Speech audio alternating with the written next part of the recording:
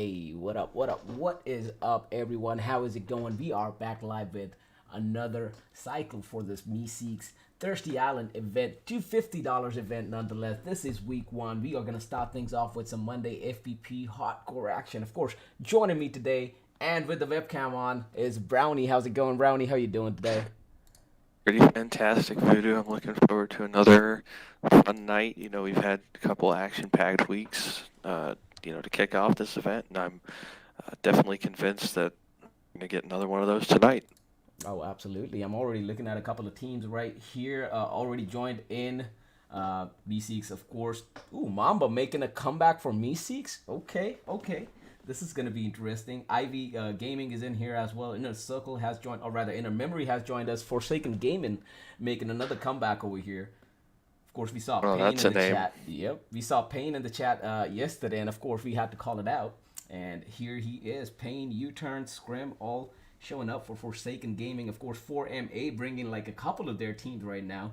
So they are, I wouldn't like to call it an upper hand, but either way, 4MA manager is going to be the one who's rich if they win. They have the most chances, of course. Who else is here? Who else is here? Fortune Esports finally showing up. We got Shacha, Outlaw, and Bean. Yoshi, still nowhere to be found. Quatch bringing their K19 team in. Another team that we haven't seen a lot in the recent weeks, but a great comeback, man. They had a great first week, if I remember correctly. Didn't they? They were throwing down They hard. did. Yeah, they played. I think they at least won one of the matches and placed top five in the rest. And they Yep. didn't show up last week. We were surprised by that, but it's good to see them back in here. They're definitely gonna, add another solid competitor to the lineup for tonight. Of course, looking at Ivy Gaming's lineup over here, it seems like J4F's Tricks playing over here. Of course, we're going to be missing J4F tonight, but hopefully they'll show up in our Saturday games or the next week games because they still have a chance to accumulate enough scores to be in the top three position. Of course, with these events, it's going to be panning across 2 weeks, across 4 different days. 2 days of TPP and 2 days of FPP, and the cumulative scores is the one that gets you to be eligible to get that prize money. Of course, we have a prize pool of $250. Who won it last time, Brownie? Let them know.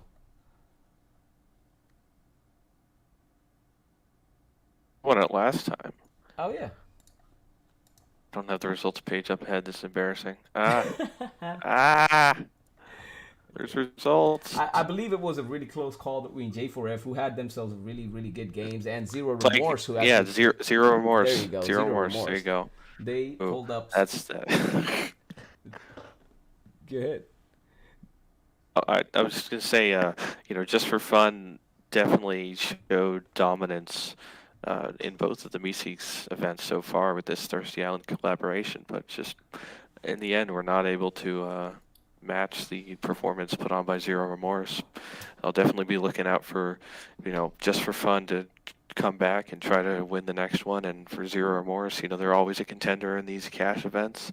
They've been around for several months. I remember them competing, even in the spring when I was running a team in a lot of these cash type tournaments, and they were always a team to be reckoned with. Super aggressive, high frag team, and obviously we know what Clown and Trick and the like from Just for Fun can put together. So them combined with teams like K19 coming back this week, it's going to be very interesting, Voodoo. It sure is. Of course, I'm. We are also gonna be missing Men for this game, or rather, this day. I didn't see them registering Execution, another one of those teams that had themselves some really, really good games last week or last cycle of these events, but we haven't seen them. At least not today. Hopefully, they're gonna be coming up.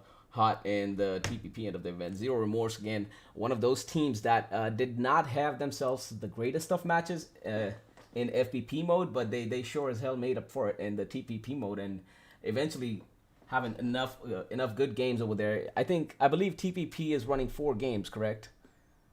I believe so, yes. So yeah, did capitalize on that opportunity over there. Zero Remorse and coming out on top for our first ever Meeseeks Thirsty Island event over there. But let's see. Enough about the past. Let's see how the future is going to be for these teams. Of course, a lot of teams are going to be up in this race for $250 of prize pool right now. All the scores have been reset. All these teams have a shot at it. Oh man, Savas finally showed up. I was almost about to talk about Savas, who themselves had some really good games, some good engagements over there, good fights, but so far did not make that kind of presence in the lobby. But here they are, Lightwork ammo already in the house. Lightwork had some really, really good shots down. And I can remember a couple of engagements in Miramar as well, where Lightwork actually was making light work of a lot of teams all by himself. Absolutely. And I guess I need to go back and kind of correct both of us, at least for tonight. Neither Just for Fun nor Zero Remorse are signed up for tonight. Damn. So it's the door's wide open. You know, Yeah. we've talked about K19 as an option. Trick is still playing. He's playing with Ivy and longtime friend partner Jonica. So I would expect Ivy to be a contender immediately with Trick on the roster, but look out for K19, look out for Ivy, and then really it's going to be an open door for some of these teams like Forsaken Gaming, maybe Meseeks to step up and take that spot. Oh yeah, absolutely. Another one of those teams that we haven't seen today is Tres Ranchos. They just showed up from nowhere and had themselves some really great performance all the way through last 4 days or last 2 weeks of this event. But I don't see them right now. So Tres Ranchos, you are missed. Show up now. You know, we were talking about it last week. That fight from 2 weeks ago at the end of Mm-hmm. Miramar just showed Oh us, the yes. potential that Tres Ranchos has to be a successful team in these events. Not sure why they wouldn't show up, but I guess they and Just for Fun and Zero Remorse had, I guess, better things to do. Voodoo, they really don't want that 250, huh? I'll take it. I'll take it. No, no joke. I'll take I'll take it, yeah. it. For real. That's as simple as it is. Like I'll take it any day. Anyway, with that said, of course, we are closing in on that hard start time already. Of course, we did start up these rooms a little late. We had some issues in the background and behind the scenes, but we got those sorted out, and we're going to be running this game one in no time. It's going to be a Wrangle FPP hardcore mode match nonetheless. I don't know about you guys, man. I've been a huge fan of FPP mode like all my life. All my life. I'm sorry. I just like FPS games, man. I don't know. I just hated the fact that a FPS game was running TPP modes. Well, even if you do run it, I always hated the fact that that was the preferred mode to go to for most of the people that I played with. But I'm so glad that it's making a U-turn around to come back to that FPP scene again. Yeah, I mean, back when I was running Outcast and back, when Meseeks, we were the last two organizations keeping FPP alive in the really in the NA community, and even got to a point where we both, ultimately couldn't really do it anymore because just the demand wasn't there. People moved away from FPP, but the comp scene started, and it looks like the comp scene's coming back to where it started, right back in FPP, because you know it's trending that way for a little while now over in China in some of the competitions. So, it was bound to happen over here. It's really going to be refreshing to see something new, and obviously, it's going to throw a big wrench into the current comp structure, see who's able to make the switch and who's not going to. Oh yes, absolutely. We are ready for that hard start as well, and we will see you guys with game number one. Of course, a Wrangle game. Drop those follows already, man. Drop those follows. Cheer for your teams in the chat right now. Which team do you think is going to be the ones to come out on top of week one, game one right here? Can't wait for it to start up.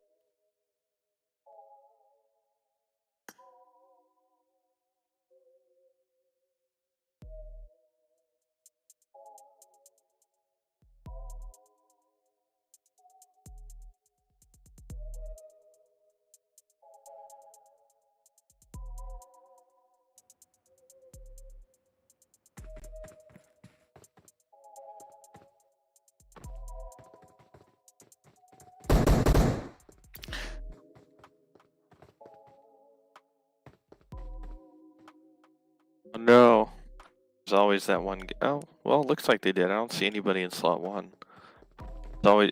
It's always funny.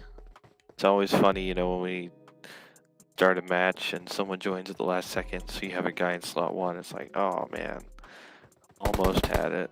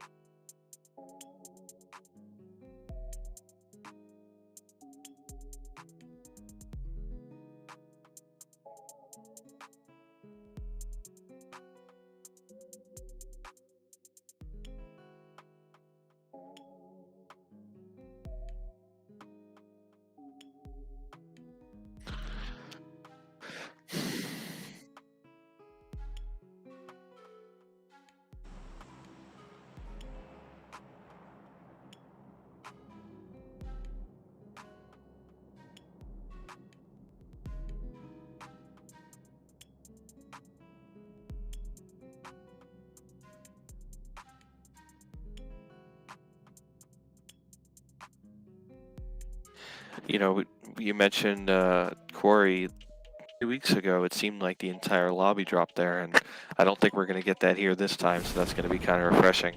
One thing to note, you know, with the absence of Just for Fun, Yasnaya is going to be wide open, so it's going to be interesting to see who tries to, you know, retake it and dominate it. Also, another... Well, Trick is looks like there's 2 other teams competing for it, so we're definitely going to get some early game action over there then, which is great for the content.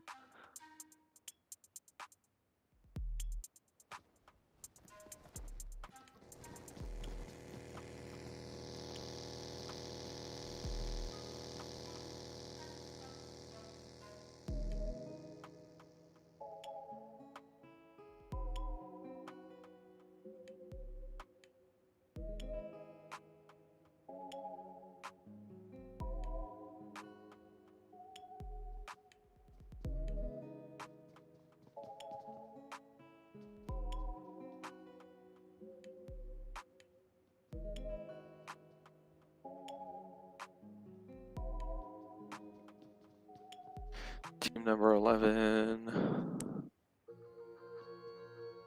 That is Exceed.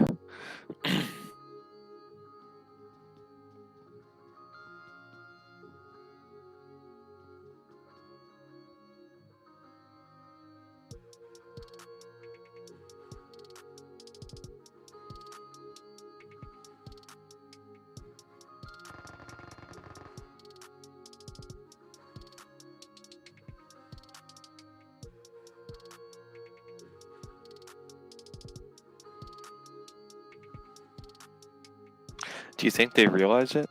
I don't know if they know that Exceed is behind them.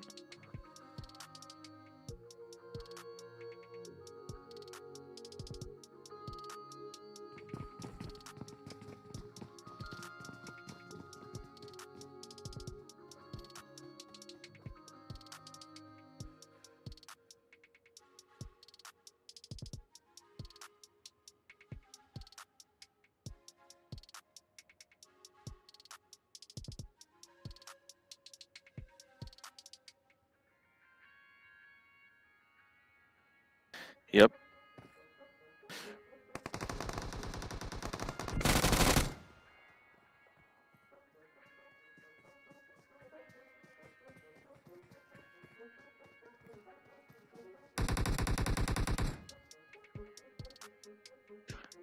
Great cover shots by Mac there, allowing Puppy to crawl back to safety.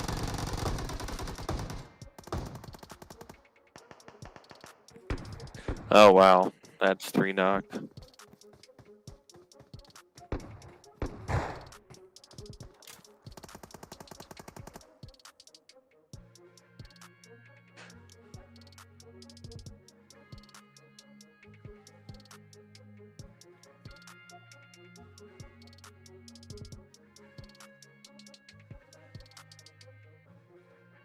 I mean, it's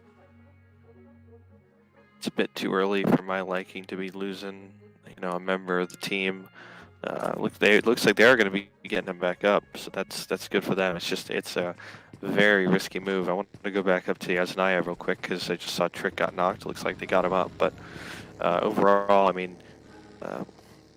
P got knocked on the intro, and I thought Mac did a good job of putting down some cover fire, but ultimately just 4MA sent 3-man straight rush, and the remaining 2 members of the team that were up on that hill were not able to hold it. They got knocked pretty quickly, and it just fell apart from there. So props for 4MA for that coordinated push. Let's see how they're able to, take hold of the rest of the southern map area. Oh, absolutely. They have quite the map over there, all by themselves. Of course, the only team they do have to worry about is the team pushing out of Primorsk, who do have at least one of them scouting ahead for them. Who is that? Is that White? That's an excessive scout too. Oh, there you go. So it is Wolf. Do they have a car? It doesn't look like it, but Primorsk, unchallenged Primorsk, I do believe that they understand the map pretty well enough to know that there's nobody there. But still, there's a car on the road. With that said, I wouldn't want to be as far up as Wolfie is right now. Looking back in Yasnaya, however, all these teams looks like they've split apart from each other. A couple of knocks here and there. Trick got knocked, got picked up, but all the teams are essentially still all 4 up, except for Exceed, who came in with a 3-man team. But Exceed, with a wide rotation around the north side apartments, move into police station, the high ground. Some good eyes from this position right here. They might be able to do some damage. That is only if Ivy Gaming and Inner Memory actually engage with each other. It doesn't look like Ivy Gaming has their eyes set towards police station more than they have it towards Inner Memory. Let's see how that turns out right now. Absolutely. Looking at the rest of the map, though, it doesn't look like all these teams are in any hurry of engagement. I am looking at Meseeks and Paradox down by George Pool apartments and the 3 warehouses. It might be an awkward position for Jazzer to be. I do believe that Batman and Mamba have some eyes down on him. Let's take a look before hopping back in Yasnaya if there is a fight. We got Forsaken Gaming moving through the area now, and another 4-man army team. I mean, that Yasnaya area, there's 5 teams over there that have to get in zone. So I'm going to be looking for the Rozhok school area to be. There's already at least 2 teams occupying the school and school apartments area. It looks like they're just driving through at the moment, but we have a lot of teams that are going to be trying to get to the edge of this zone on the east side. So it's going to get messy pretty quickly, Voodoo. Ooh, we got some shots already. Team number 6 is already engaging with team number 18 as both these teams decided to drive off almost at the same time. Just as team 6 moves out of apartment, team 18 comes out of Rozhok to take over. So those shots are definitely going to keep team 18 at bay for a while as team 6 keeps driving away into Pachinki, getting that better position into the next zone. Look at 4MA, team number 19 for MA3, I believe. All the way more or less down center zone, not quite center zone, but a good compound to defend overall. Yeah, I don't mind defending this compound. It's pretty good. Another one of those compounds where you have to stop before you actually get to the compound, so given a good defensive upper hand for the team inside. For sure, this compound was one of my favorites, over by Chopsticks, kind of the Pachinki area. It does get kind of tricky. You can pull up pretty easily on the north side on the little hill by the solo house. And you can actually do some pretty good damage on the rest of the compound from there, pulling up, having some good angles. But and it's challenging to defend against that, I should know, because of the lack of windows on the second story of that longhouse. But if they're able to hold it properly, they're going to be a quite good position for the good portion of this match. Beautiful positioning right there. Gets that knock and thirst and gets another one on Rebel and will take out Skitty as well. A 3-man wipe over here for Wiesman all by himself. Nice push as well as Jester and Menso kept. It's just so challenging to fight down there, Voodoo. I mean, your mic cut out, so I didn't hear you talking. I'm sorry about that interruption. No, you good. But that warehouse, that gas station is super challenging to fight in. So props to Wiesman for pulling it off. Yep, he sure did play them pretty well. Over here, looking at Across the river from Rozok, looks like K19 just ran up on another team and wiped them out. Who was it? Team Well, 19? but they took out the other 4MA team, Voodoo, but they lost 2 members in the process. So, They sure you know, did. one of my picks to do well in this game is going to have a harder task at hand, with only half the team remaining this early in the game. Oh, absolutely. But then again, like, not to take away anything from both Skur and Quatch, great geniuses in their own place. So they're more than capable of pulling it off, but they will have to bite their hand a little bit about what fights or engagements they take part in. Yasnaya, on the other hand, is still just as occupied as it was. No one down yet. Looks like Inner Memory just decided to move out, but that leaves Exceed and Ivy Gaming to fight each other. It does look like they both spotted. They're both spotted. Crayon already shot up a little bit. Exceed might just get gate kept over here by Ivy Gaming. Jonik on a white flank. Ooh, good shots on Crayon. Almost taking him down right off the bat. They just will not move, Voodoo. I mean, I was talking about this a couple of minutes ago, how these guys need to get out, and they just haven't left yet. There's definitely one thing's for certain is that there aren't enough cars for both teams, so it looks like Exceed's going to get screwed over here. Sure as hell, as Jonica goes ahead, creeps up and steals the UAZ that Exceed had secured themselves. And looks like with that, Ivy Gaming is going to regroup and move out of there, leaving nothing for Exceed to use. There's literally nothing all the way down the road. It's going to be hard, but it's still first zone, so there's a good chance that Exceed might make it. They don't have to go too far. It's maybe more or less 1,000 meters, or about 1,500 meters, but it's still doable considering it's still zone number 1. Yeah, that's for sure, but it's just not something that really has to happen. I mean, before you get to this point, you need to make your top priority to at least secure one vehicle to, allow you to rotate later in the match. So, definitely going to be something that they're going to probably look at after the match and wish they'd done, because they're either not going to make it or they're going to make it, but have blown through all of their meds. So it's going to be tough for them to kind of bounce back from that. Oh, that's for sure. And as this zone shifts further down southwest off the map, it's going to be an interesting fight to see all these teams coming in. I can count 1, 2, 3, 4, 5, 6, 7, 8, 9 teams trying to get into this zone right now. We're going to see a couple of teams moving up on the hill by Hospital and by the Georgeport crates as well. Some high ground action up in there. TC, what is team number 5? Again, back to the slots. Team 5. Oh, rather 6, my bad. Team number 6. Chosen. There you go. The Chosen ones are moving into Gaka right now, more or less center zone or north of center zone. Another one of those good compounds to defend if they do decide to stop it. I'm looking at 4MA moving about as well. Team number 17, on the other hand, does not quite want to move, or maybe they're just taking their time. They are quite spread out over here. Let's see how it plays. Look at Godless all the way back, dropping those shots down on the Chosen One, keeping them at bay.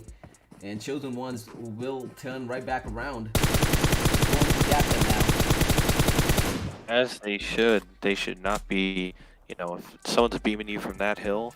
I've died way too many times in rotation to teams, up on that hill and just lasering cars. So that's definitely a smart call. Yep.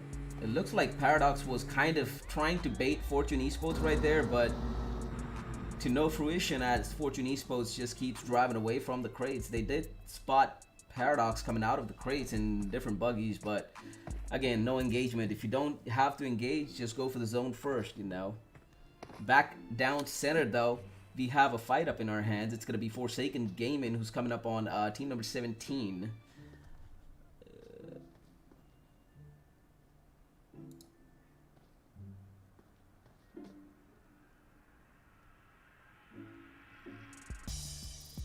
And Nuxify holding an angle, trying to get those eyes all the way on top.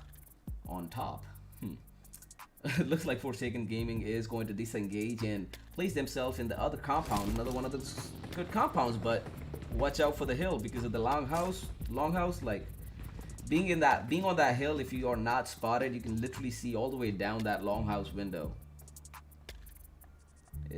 I like this compound, but not to defend. I don't know. I would rather be the aggressor to rush in guns blazing to this compound rather than defend it. Okay, let me put it this way. I'd rather be on that hill out in the open than be in that compound. I don't like it. Well, 4MA's third team right here has not quite moved from their position for a while. Again, staying true to the defensive strategy. If it's not broken, don't try to fix it. That's for sure. Are you able to hear me, Voodoo? My computer's kind of crashing. Oh, I can hear you. I don't know about the stream. Okay. Please let me know if you guys can hear Brownie or not. Okay. It says my computer says Google Chrome is not responding, so I'm at the mercy of Google. Oh, that's fun. Well, at least it's Chrome and not Discord, so you should be good. Okay, cool. Looks like some shots coming in from Fortune Esports right now, but the Chosen One's still trying to figure out who those shots are towards. Is it Inner Memory or is it at them? It looks like Inner Memory is the one getting lit up right here. Some single taps on Bean right now from... Okay, I'm not even gonna try. Yeah, that's probably smart. Yep. From the Call Chosen Voodoo. Ones. There you go. Yeah, the Chosen Ones. Godless again looking at Inner Memory now driving straight towards him. He's not quite paying attention because I think, there you go, Kuzi is extremely close. This could have been like a good opportunity for Inner Memory, or maybe it still is a good opportunity for Inner Memory to push up on Godless, and Godless realizes that as he watches all those cars pull up, falls back to the Visit Tower. Might want to just drive and regroup with the team. He is in a quite decent position, I would say, given where the rest of the teams are currently, but that can change in a moment. Little update for you, Voodoo. Exceed looks like they made it out. Nice. But they have one med kit combined on the whole team, so wow. That's what I'm talking about. They made it out, but they ain't gonna find any meds because this part of the map has certainly been picked over. So they are in a tough spot going into some of these late circles, having no meds. They sure are in a tough spot, but that does also mean that, well, not quite. I mean, I would say that no one will be expecting any teams coming in right now, but given that zone, yes, I mean, teams could be anywhere. But this zone's about to close in less than, well, it's closing right now. We're going to see what Zone 3 does. Is it going to go further out towards the coastway, or is it going to stay inland in that open area by Gaka and the Chopsticks? This zone is probably the make and break for most of these teams right now. How they position in this next zone, how they position themselves, and what fights they pick to be a part of from here onwards is probably going to decide whether they're going to be placing anywhere in the top 5, top 3 or not. And the zone does exactly the opposite of what we were thinking and goes all the way down. Does clip Chopsticks a little bit, but again, out in the open zone, got some hills, got some ridges, but it's still going to be a tough fight for any and all of these teams trying to secure a first game victory right here. Both Team 17 and Team number 12, Forsaken Gaming, are somewhat in the zone, but they do want to move a little bit apparently. Forsaken Gaming are dead center. Pain moves up a little bit on the Broken Shack. The worst place to be right now, Pain. Don't do it.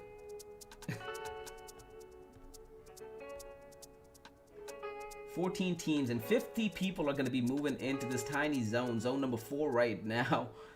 Exceed leading the charge. They don't have a lot of options than to just keep moving up at this point. The Chosen One's not too far behind. We're looking at Ivy Gaming, who's placed themselves just about northeast of the center zone.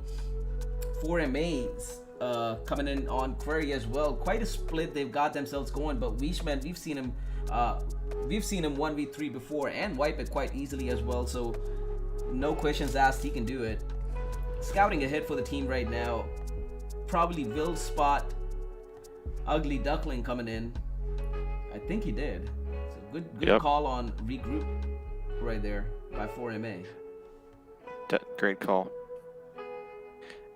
This zone, Voodoo, like, oh my gosh. I know, dude. The hill that, what is this, Team Velat? I don't want to get this wrong. Team 17. Oh, yes. Illusion. Team Illusion's on, like the compound below it, like on either side, terrible compounds. I mean, sure, I'd rather have hard cover than no cover, but like that hill that they're on it has pretty much ran over the entire map. At the same time, the hill that they're on has so many different spots where you can get pulled up on, and people can get a little height advantage on you. So the end of this game is just going to be an absolute absolute chaos. I like the compound that Forsaken Gaming has for as long as it's going to be in the zone, but I mean all their vehicles are going to get shot up, so they're going to have a hard time leaving. It's just this entire zone is just a complete mess, Voodoo. It sure will be. The first few shots are off. Godless spotting Outlaw, almost dropping him down over there, down to 20% health. And Fortune Esports retaliating as well. MSKxTIS is pretty close to being an Outlaw, but Yoshi up top will get thrust quite easily. Will get that knock and thirst on thrust. So Fortune Esports getting the upper hand off this battle. Shotcha, on the other hand, not looking good. He got caught by 4MA just pulling up behind him. Fortune Esports now in the middle of two different teams. They will have to refocus their attention towards 4MA pulling up from behind right now. Looks like Yoshi and Outlaw are trying to move back. Bean should probably join them. And Nuxify getting lit up as well, but by who? Oh, Ugly Duckling down below. The last one up? No, where's the rest of the team? Where's the rest of team number 18? Let's take a look. All the way on the edge. Damn. I'm not quite sure what the strat is here. I mean, I guess that maybe they sent him ahead to scout, but that's oh man, Fortune Esports not looking good big again. Difference. Yoshi got picked off as Paradox comes in. Nades are flying in. Outlaw goes down. Another nade hit on Outlaw. And it doesn't look like Fortune Esports is going to survive this push from Paradox. If they do, they're going to have a hard time going back towards 4MA or towards Illusions as well. Being healed up. Zulu got caught by a third party right there. And looks like he will get thirsted. Yes. You see what I'm talking about with this hill, Voodoo? I mean, the way Paradox can push up just down into their ditch, only to get shot up by another team on top of another ditch. I mean, this hill area of the map is just ridiculous. No one is safe. Absolutely. Let's take a look back at Inner Memory. Looks like Inner Memory and Meseeks are getting engaged right now. Mamba getting knocked and thirsted, caught out of the blue zone. Oh, zone shift. And a hard zone shift right there, going all the way back into open grounds. Forsaken Gaming. Wow. In that compound I mentioned, Voodoo, like that's been center zone. That completely changes the game, because I like that compound in the old zone, but I was like, yeah, they're gonna have a hard time moving because all their cars are gonna probably get shot up. Well, hot dang, they don't have to move now. Now people have to crash them. Yeah, it's not gonna be fun being Forsaken Gaming, especially with 12 other teams trying to get to a position in that zone, especially with that compound being the center zone compound. Oh yeah, that compound's going to be what everyone wants, so they're going to get crashed over and over again. Exceed has quite a good position as well. I like to be on that hill, especially in between of these two compounds. You can work the hill, this ridge in particular, quite well. That is unless you get pushed on. So let's see how they play this. Exceed now dropping those shots on Ivy Gaming. Hydrogen getting spotted over there. Johnny Guy and Trick moving in for the pickup, but looks like Anya does not want to let that happen. Down and out goes Hydrogen. Stunt is spotted as well. Single taps coming into play from Trick. And this is going to be interesting. Like, these two teams have been fighting each other since Yasnaya drop. Let's see who wants it the worst. Crayon going down. Another few single taps coming in from Trick. That M16 is on fire, bro. You know for sure once Trick figures out that this is the team that was giving him all that trouble in Yasnaya, he's going to want them dead. It sure looks that way. Anya still trying to make her way to the team. Looks like they will get that pickup going. Stunt trying to make his way towards... Ooh, a couple of shots hitting over there through the smoke, but not too much of a harm done there. Meseeks is pulling up right behind Exceed as well. This is going to be interesting how this turns out. Batman trying to scout ahead and see where those shots were from with Trick. Paradox somehow surviving, only one down. I seen them with 3 people down, and somehow they have 3 up right now. So good on Paradox for persevering through all of that. Inner Memory again in a battle. Ooh, shots on Glev. Almost caught him. Good shots from Forsaken Gaming up in the longhouse. Trick catching Crayon one more time.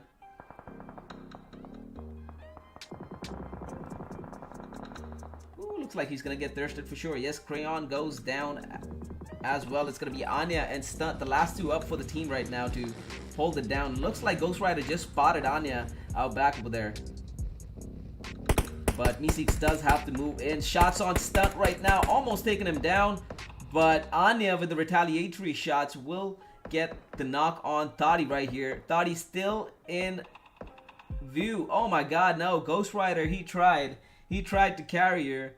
Oh no. Where's Batman at? I know you're somewhere here, bro. There you go. Batman coming in for the clutch pickups on the team, but the zone's closing in. It's going to be interesting how Meseeks comes out of this one. But Forsaken Gaming, on the other hand, has been pushed up on by, well, previous teammates nonetheless. Jonica goes down.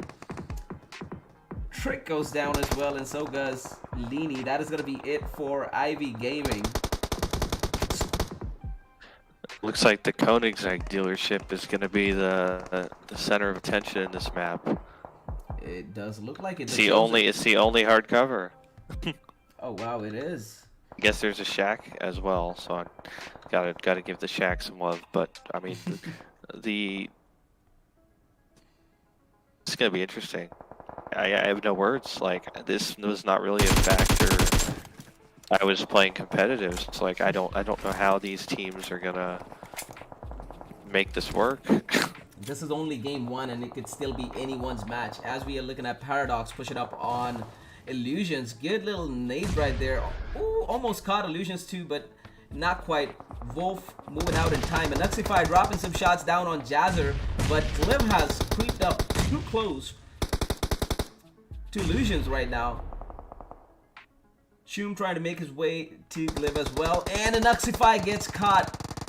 Gliv with the shots. Wolf goes down as well. That is going to be it for Illusions. Good push from Paradox, pushing uphill and coming out on top as well. Mushroom one more time all by himself, close to the shack.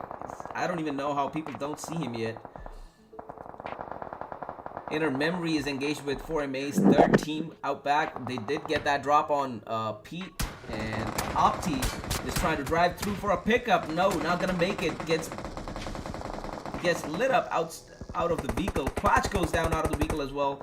Screw's gonna pull up and try to get that pickup going, but Inner Memory with some crazy shots out here by the shack, all posted up, just shooting anything that moves. And Q looks like they're not gonna make it in either. Team number 18's last one up, Ugly Duckling, is gonna be their last hope for this game. The Chosen Ones again trying to get some smoke cover out in the middle. They need some vehicles, man. They need some vehicles. Blow them up for cover. Unknown out of nowhere drives in for the pickup on Pete, but gets spotted and dropped. Oh no. Oh no. That was bad. That felt bad. K19. I mean, this zone is just getting crazier and crazier, Voodoo. It is Looks indeed. like Ugly's got that shack, so like they just need to not shoot. They just gotta sit still in that shack and let people fight. I don't know what the heck they're doing. Like, dude, just sit there and get placement points. Right. Like, the right. Chosen pretty much have this game in the bag unless someone's able to pull off a miracle. Yeah, unless the Chosen get cocky and start trying to push out of that. They just need to hold down that car dealership and, you know, let the cards fall where they may. Mushroom with some good plays down there. He's been sitting there down by the hill and caught both of the Paradox's members, Choom and Glev over there. Now the last one up, Jazzer is trying to make his way inside the zone, also trying to survive those shots from Mushroom. He's about to pull up across the bridge. Might spot him, might drop him. Let's see how that works. Out back, Inner Memory looks like they're driving off in different directions, trying to spread a little more, get more angles towards this final few zones, but Akumai gets caught. Inner now moving in for the pickups. Ugly Duckling looks like he's gonna be pushed up on first. Kike and Kuzi both pulling up, dropping them down like it's nothing. Akumai doesn't look like he's gonna get picked up right here. Paradox just about got taken down as well. The Chosen Ones still in a still the only team inside the zone, the only team with the hard cover. So it looks like PUBG gods do want the chosen ones to win this game, but let's see how it turns out. We still have 3 members up for Forsaken Gaming, 2 up for Exceed. We have 2 up for Inner Memory, or rather 3 up for Inner Memory if Akumai gets picked up, but let's see how that turns out. Last 4 teams, game 1.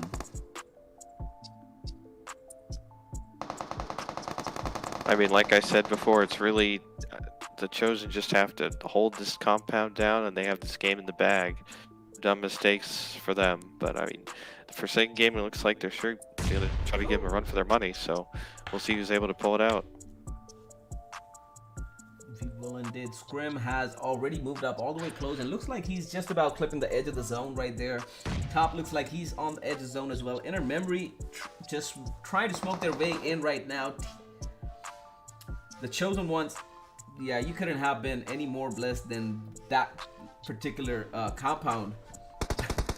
Ooh, Kike gets spotted. Good shots from top, dropping him down instantly, regretting that peak right there. Kuzi trying to get that pickup. Looks like they will get that pickup going as well, but that does give away their position for sure. Now, almost all the teams knows where Inner Memory is, more or less. As zone closes in, looks like U-turn, or now turn, will have to make his way in. Takes a lot of attention away from his teammates and comes right in with the drop shots on Kike. Oh, Kike almost dropped. That health is non-existent, but U-turn gets caught out of nowhere through the smoke. Is it Kuzi? It looks like it. Scrim tried to push up on the chosen one as well. Again, not turning out how he probably planned it in the head. Exceed, on the other hand, did get taken out already. Inner Memory still up with the 2. Forsaken Gaming is going to be limited to the last one up top as Scrim's been taken down. The chosen ones finally coming out of their hard cover. A 1v2v3 Brownie, and the game is more or less stacked in the favor of the chosen ones, unless they do something stupid and give it away right now. That's what I've been saying, you know, past several minutes. You know, Forsaken Gaming was not ready for Inner. I think Inner played a pretty big role in helping to make them fall apart. I don't think they were, you know, aware of them being on their angle, so that's a tough break for Forsaken. At this point for top, they just gotta survive and a little bit longer and hope Inner and Chosen fight each other first. Well, they were fighting each other, and Kuzi got taken down, so it's more or less 1v1v3. Top's and done. The shape, yep, there you go. The top's gone as well. Kike probably gonna die to play zone as well. GG's. And the chosen ones are gonna take this victory in game number 1. They did have themselves quite a good game. Look at that, 5 kills for the one I cannot pronounce, but Han and First Frost both copping the 2 kills each, and the chicken dinner for tonight's first game. Inner Memory with some good plays, 18 kills and a 2nd position. Forsaken Gaming, a great comeback game with 5 kills and a 3rd position to start things off. Again, Exceed with some good plays as well.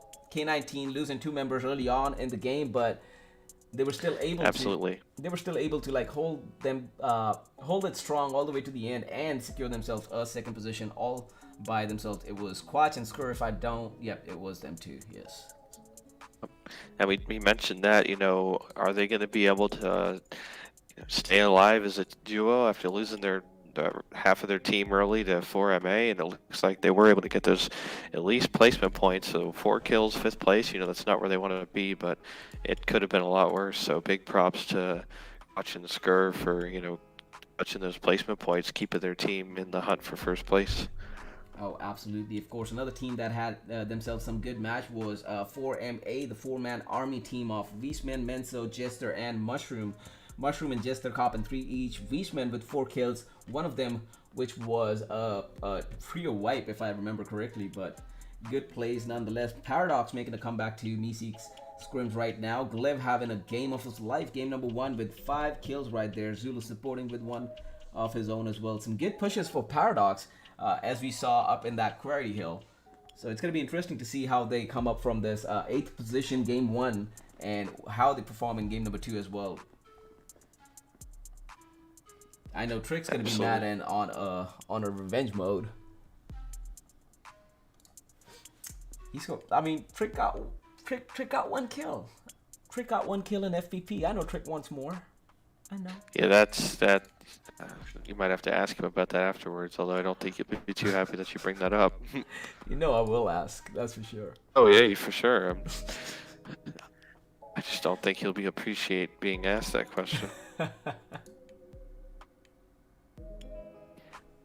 That's putting it in a nice way.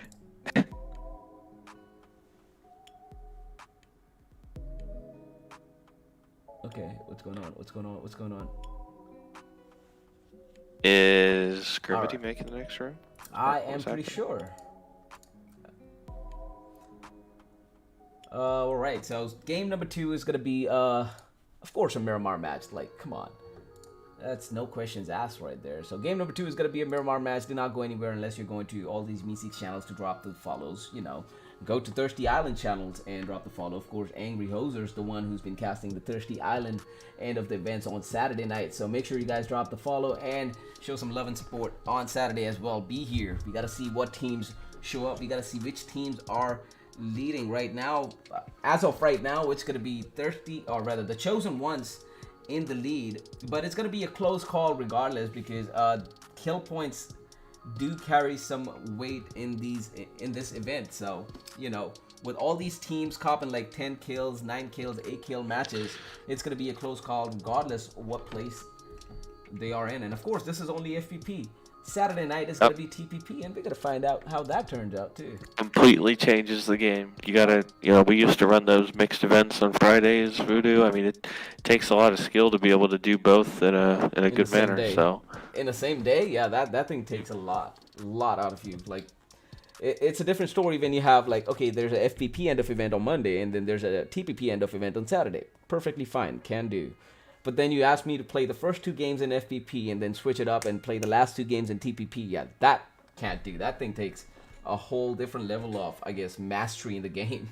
it definitely made it interesting at the time. But I mean, even if it's different days, still big props to the teams that can make it work in both. Absolutely, man. I can't. I for sure can't. So waiting for. You can't make it work either way. So it's it's tough. Stop what? At least I can cast. At least I know when I have to have my. At least I know when I have to have my cam on, unlike someone I know. Cam's on. No, it's not. It's on. Try again. It is. Try again. It's on. Try again. Been on. There you go. There you go. I never turned it off. I just put the thing down. There's that beautiful face that people have been waiting for all this time. All of it. All of it. You know what I'm waiting for? The room codes. Oh yeah. Speaking of. That's kind of a little important detail. Speaking of room codes, let's see what's going on with the room codes. Man, that was quite the match, though, dude. All the way through the match, it could have been anyone's guess who wins that last game, and of course, it turned out to be the Chosen Ones because, well, the last 2 zones blessed them so hard. For a good minute, I thought Forsaken Gaming was the one who PUBG Gods blessed last game, but that hard switch in favor of the Chosen Ones, that changed the game completely. I mean, it hard shifted towards Forsaken, so it did, I mean, it's not like they weren't blessed earlier. They had a hard shift towards them, and it's just when they got hard shifted out, I mentioned even before the initial hard shift towards them that it was going to be challenging for them to leave that compound. With vehicles getting shot up and just being in a super inconvenient place to drive out of. I mean, it's great to hold, but terrible to leave, and we found that out to be pretty true.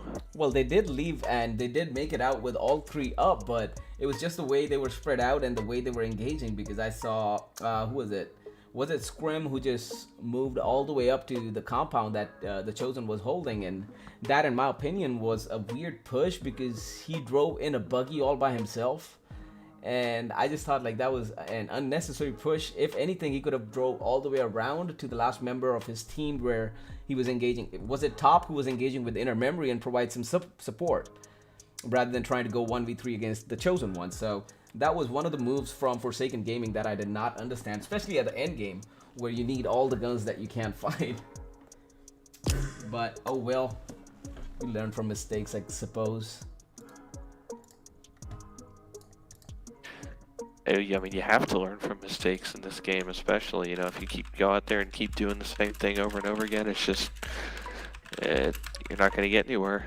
You got to be able to learn from your mistakes and not just, I guess, learn from them, but call your teammates out on the mistakes. It's more than just a thing you talk about. It's something you got to follow through on. Mm-hmm. Absolutely right, my guy. Excuse me. All right, just give me a quick second so I don't leak the room codes again. I've been known to do that. All right. I'll be right back with the room codes. Oh, damn.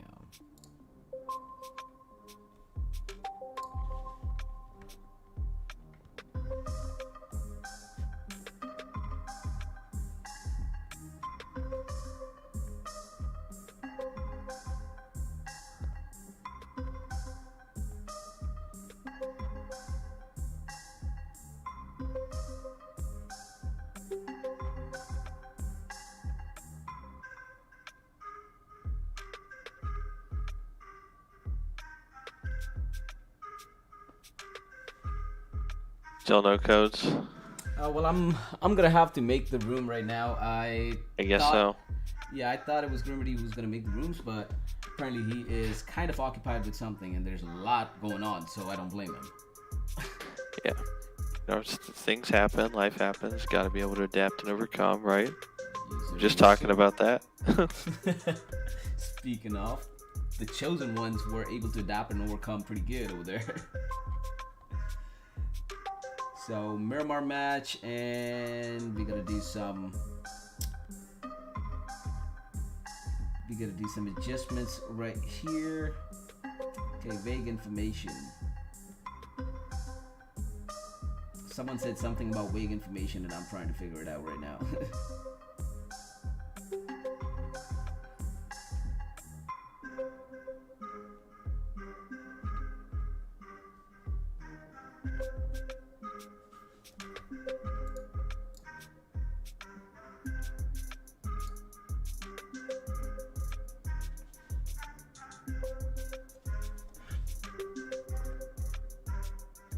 Oh, damn.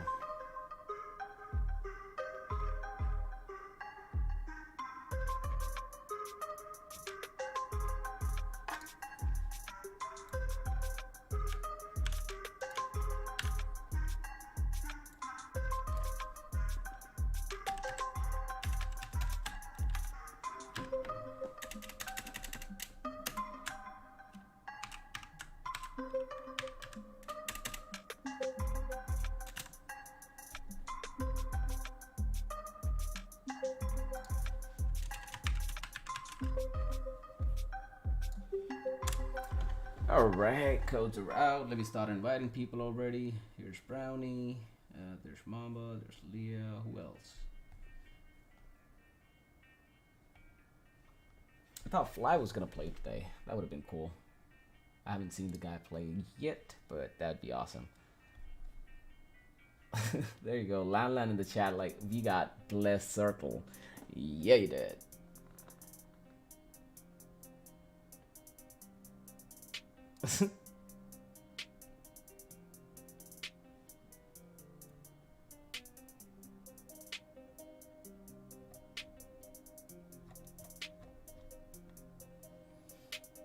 Wow.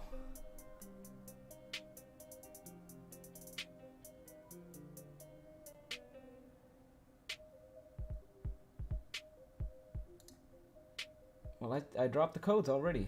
Did you guys not have like access or something like that?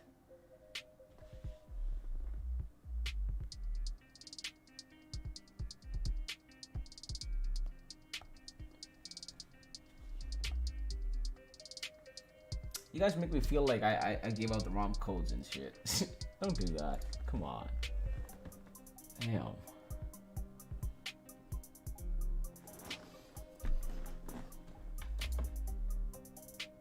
I like how Brownie's webcam just pauses.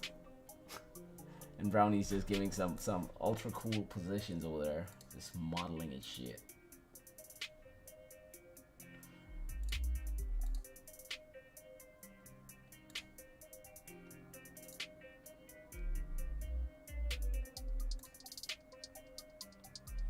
right, we are good with room. Let's make sure that I don't mess it up. I just gotta make sure I don't mess it up. I can't show the room codes. All right, let's see if this works. Let's go. Easy.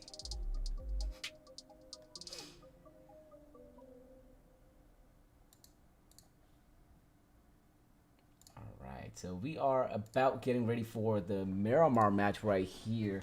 Again, one of my favorite maps. If you have seen the stream before, if you have seen me cast before, you've heard me say this over and over again. This is by far the best map for an FPS shooter battle royale mode in PUBG Mobile. I don't care what anyone else says.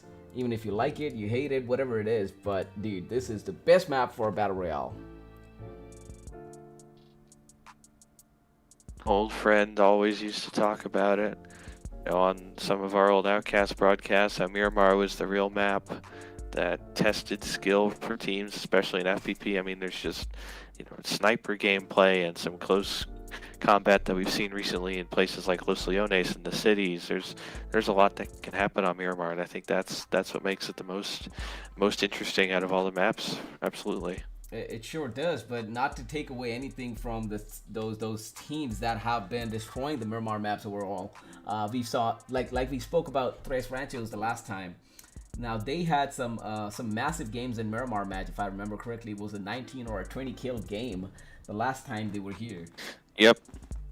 Yeah, that was. Yeah, fun, it was a yes. super high kill game. Yep, Yeah. that's the game that I talked about at the beginning of the broadcast when they were fighting just for fun in that last circle, Los Leones. Oh yeah. Neither team's going to be here tonight, so I'm expecting K19 to try to bounce back in this round.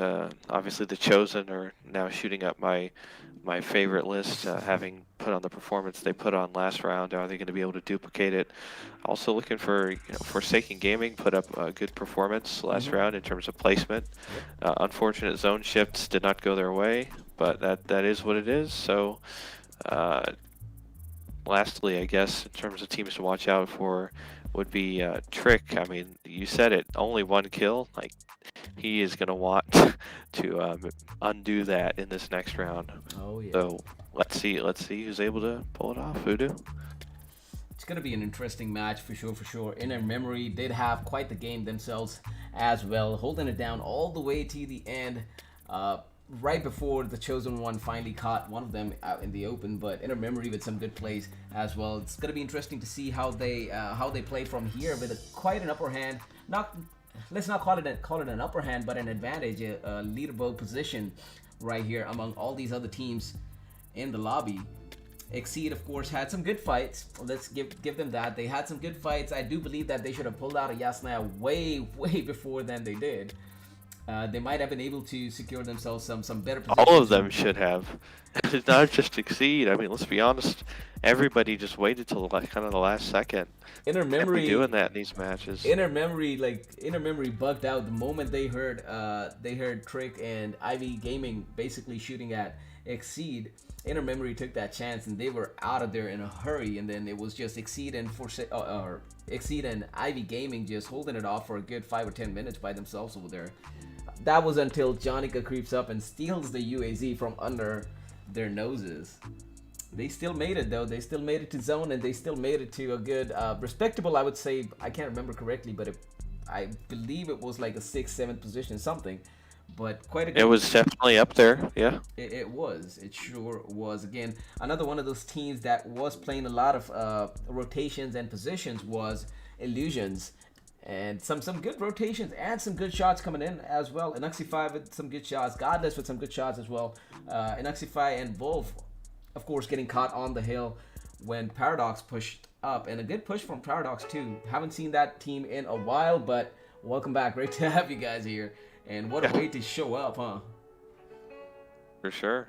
They had some good pushes on both Fortune Esports and on Illusions right here as well. See how they keep that. Let's see how and if they keep that jazz rolling or not. Oh yeah, I'm super excited for this match to get started. There's so many teams, that either need a good performance, need a bounce back, need to maintain their lead. There's so many, as something you used to talk about a while ago, all the narratives that go into the game, depending on what kind of night a team's having. It's very fascinating. I'm really excited for Miramar. I sure am as well, man. I sure am. Of course, we kind of sort of have an idea that Ivy Gaming might just be dropping in Los Leones, but if they don't, it'll be interesting to see where they do. I do remember Trick and Jonica and U-Turn and Pain when they were running in Forsaken Gaming and when they were running in the Booze, they used to drop a lot, and Picado as well. But yep, that's some OG. That's OG stuff right there. That's true. That's true. That was some OG gameplay stuff from Trick and of course the team as well. We did see Ivy Gaming run into Forsaken Gaming last game, which was an interesting fight. Of course, Forsaken Gaming coming out on top of that fight did lose Pain in the battle, if I'm not mistaken. Just about. It sounds about right. Yeah. Yeah, just about 2 more minutes for hot start right here. We are ready and set for the next game. I hope you guys are as well. Let me check the stream chat real quick. Let's see what's up. What's up? Always here. Who we got? Oh shit, my bad. Of course, we got Doc in the house. Anderson, good to see you. Miscal, thank you for joining. Dare hopping on in from Thirsty Island as well. How's it going, Enzu? How you doing? Why are you not playing? It's kind of not like that move. I'm not gonna say that word, but yeah, we're gonna talk about that. And do download all the maps, my guy. Kuzi and Landland hopping in as well. How's it going, Luna? Good to see you. Donkan, good to see you. How are you guys? Of course, welcome to the stream. We are hosting some $250 prize pool events in partnership with Thirsty Island. And it's been an amazing cycle 1. That last 2 weeks were amazing. Like, it couldn't have gotten any better.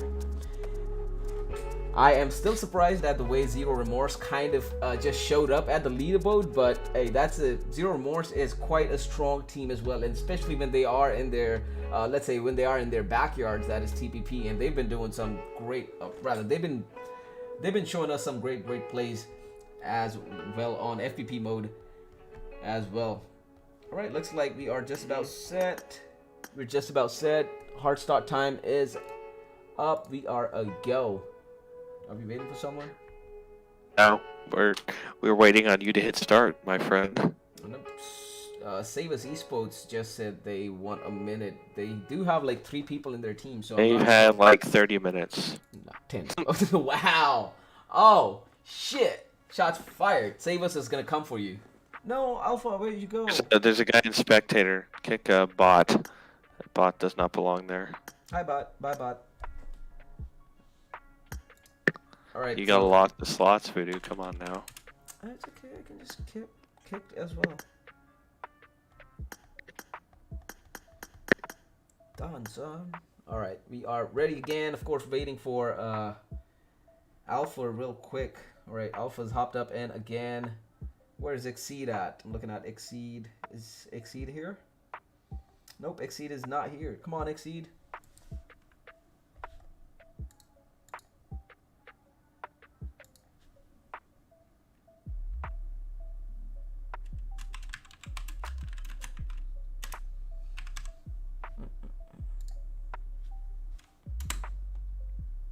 Exceed was team number 16, correct? Because I don't see them here. Not right now, anyway. Apparently, looks like Exceed is not going to participate. That's interesting. Dang. Yeah, they actually had some decent matches.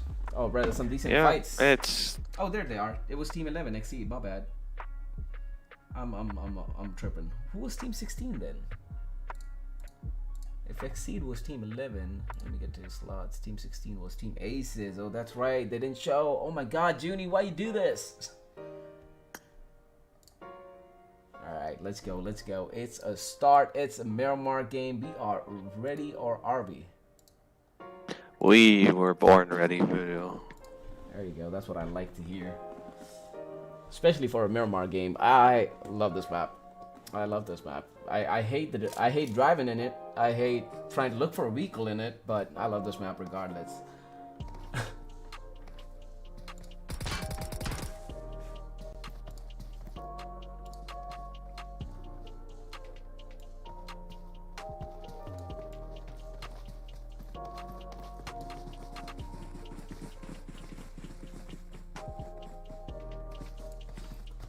Alright, just waiting for the plane path right here. It's always interesting to see those Los Leones drop, but I am really looking forward to either a San Martin or a Picado fight off the drop. Let's see if PUBG gods and if these teams do want to help me get some clips out of San Martin and Picado this game.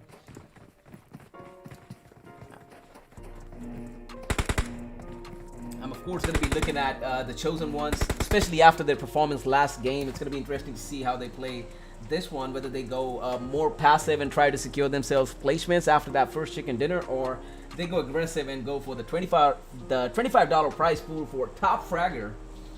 Could be either one.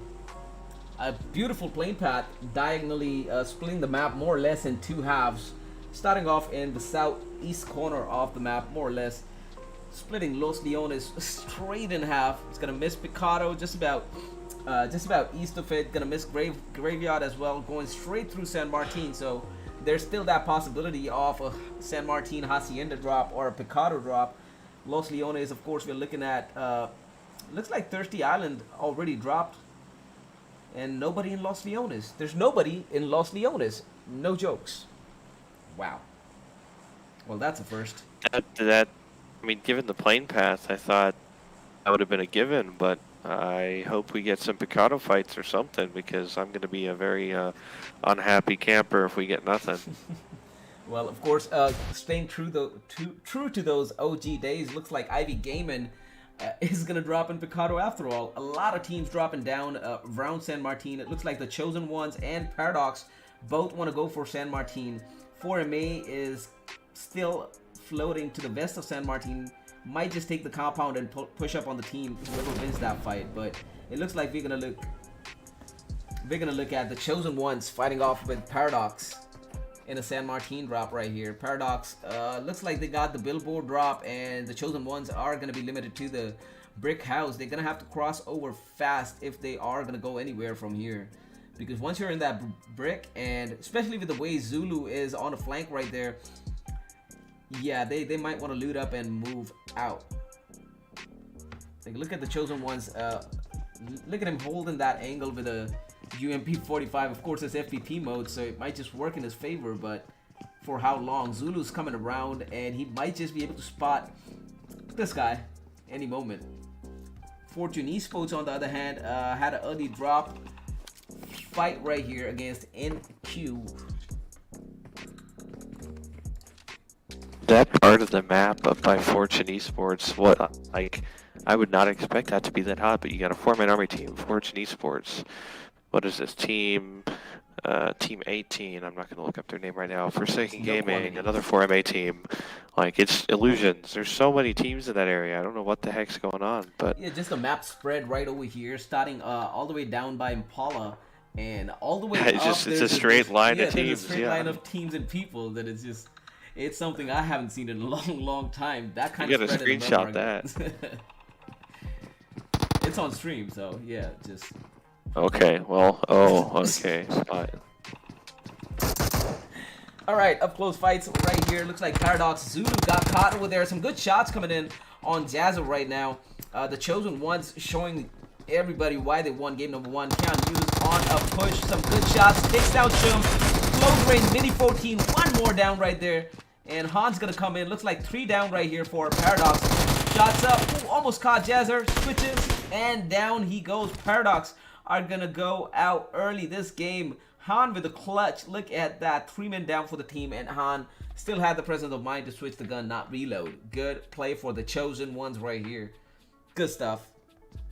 Let's take a look back at Illusions and 4MA in a battle right now. 4MA have one of them knocked right now. Wiesman pretty close to Wolf. Wolf dropping some good shots down on Wiesman. Looks like they are not looted up. Looks looks like they caught them without a gun. And they're going to chase it down. Jester and Menso, the last two up for 4MA's team right here. Single taps coming in. A Nuxify with the SKS. Drops him down pretty easily. Wolf is going to push up straight on Menso. He spots him. Yes, he does. A little too aggressive on this push. Like, he has to be on the line of sight at least. And we'll take him down pretty easily with that Uzi close range. Down and out goes 4MA's team right there as well. So 2 good 4v4 fights right off the drop. The Chosen taking care of Paradox. And then, of course, Illusion's taking 4MA out early this game. You're breaking our line, Voodoo. Looking back on Impala, I have Inner Circle, the last game's second position team. And they are up against Thirsty Island as well. God Puppy, Lynn, Mac, and Kel all trying to get some eyes off on Kuzi. They are a little too far off on the edge of the city. They don't have a hard cover if Inner Memory does decide to push up further down southwest of this compound. Kike with a white flank looks like he's coming closer with each minute, and he might be able to spot Mac and Puppy eventually as well. I don't know why they're holding that corner. Like, there's no hot cover. Like, they can still drive off in a van, but I do not understand this play particularly. Some of these teams make some questionable moves, but one thing that's not questionable, look at Save Us. I mean, they own Monte Nuevo center zone, and the closest team to them is 1,000 meters? Yeah, maybe. More or less. Ivy Gaming right now driving their way in towards Save Us Esports. It looks like Lightworks is going to catch them on a rotation pretty soon. The rest of the Thirsty Island squad just pulled up on Impala as well. It looks like they just regrouped and might want to just keep moving. It's still the second zone, and it's a long ways off. They are on the opposite coast, and they wouldn't want to lose a member right there.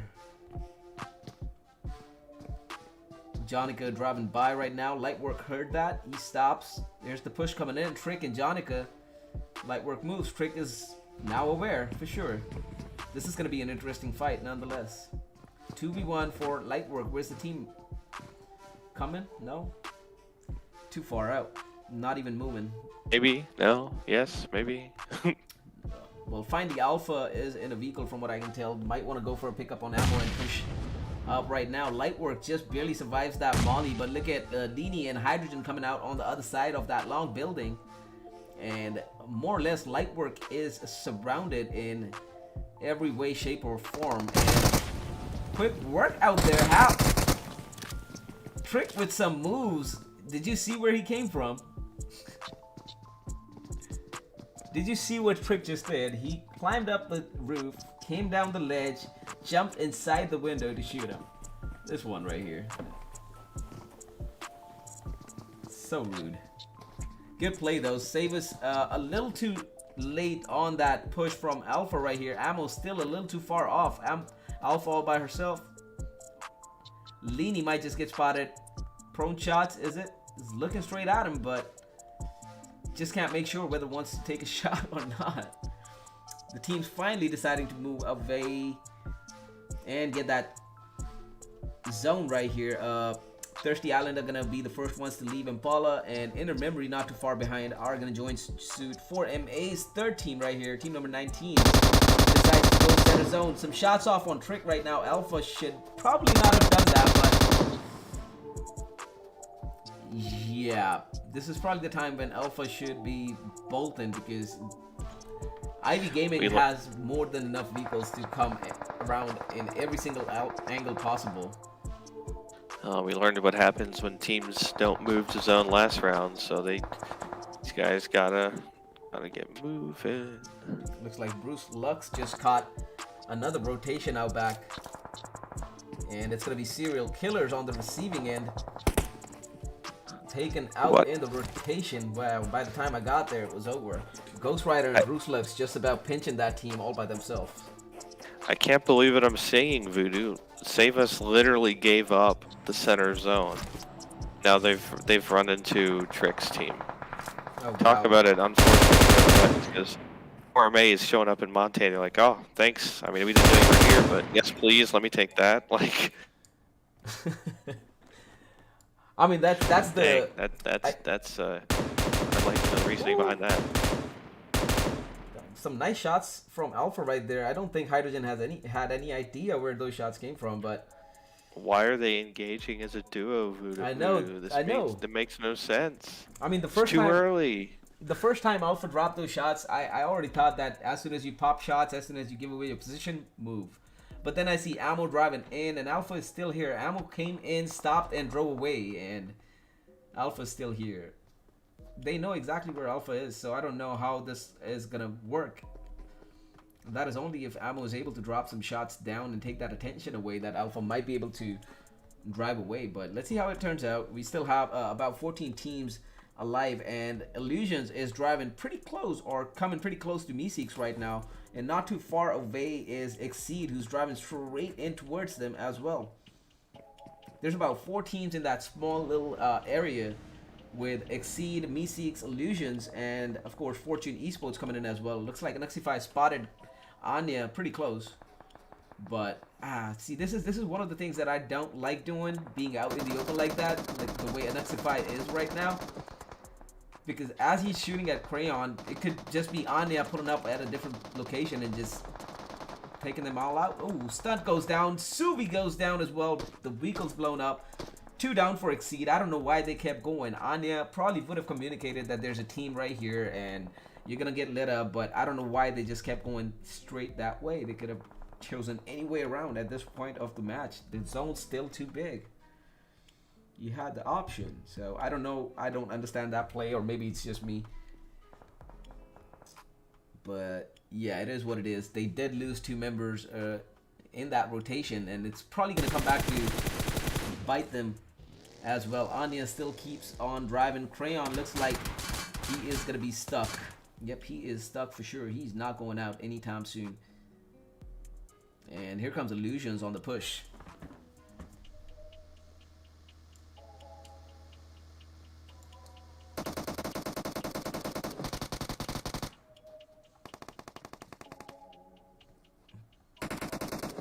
Looks like some shots from Meseeks, and Godless just spots Bruce Lux out of nowhere. Bruce Lux goes down. Crayon's been taken down as well. Illusions with a push.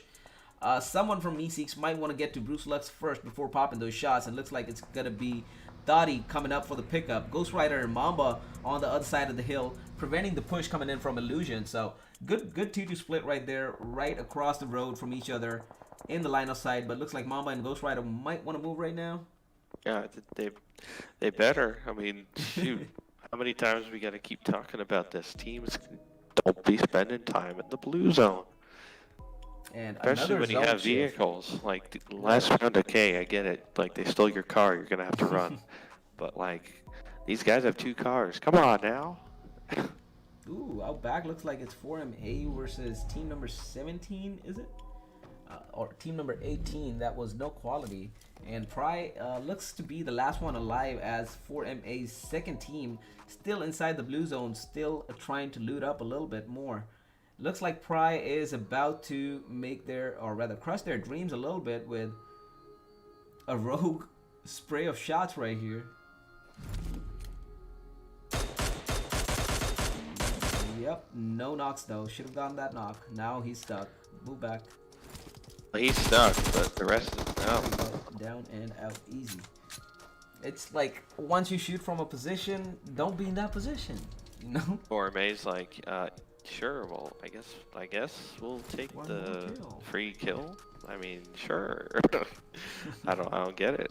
K19 holding the highest ground in the map right now, more or less. Not quite the highest, but yeah, in a good position as well. Quite a spread. A lot of angles at play. Ralphino and Skur got close range shots on. Is it Kian? Yes, it was Kian Yu, and they're gonna back up. First Frost almost got lit up right there. He's gonna be able to back out off that as well. Quatch and Zero now trying to close that distance and maybe, just maybe, be able to hold the chosen ones in the compound right here. They don't have a lot of options to fall back to. TC, I mean. K19 will be in the upper hand in this 4v4 battle. Gets that first knock as well. Quash with a single tap M4. Good shots exchanged.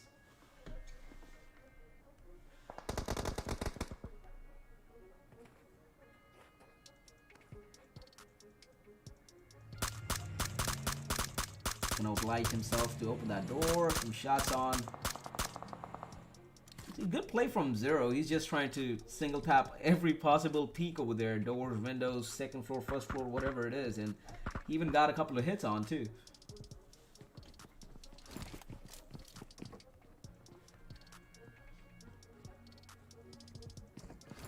Looking at the rest of the map though, Fortune Esports just barely making out of that blue zone from La Cobre area. We are looking at Inner Memory coming out of Picado Hill as well.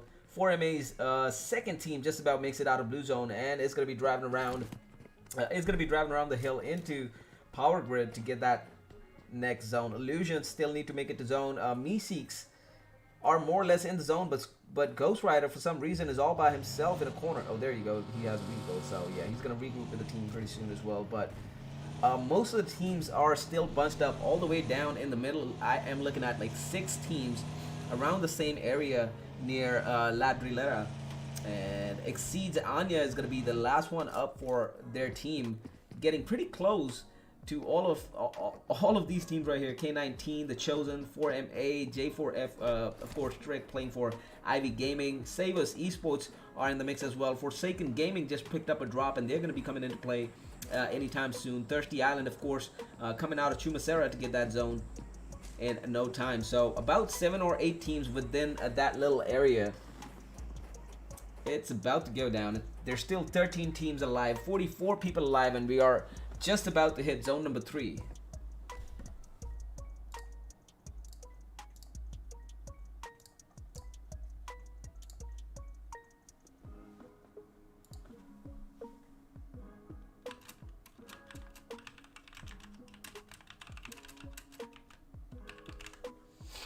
Come on, zone. Come on, zone.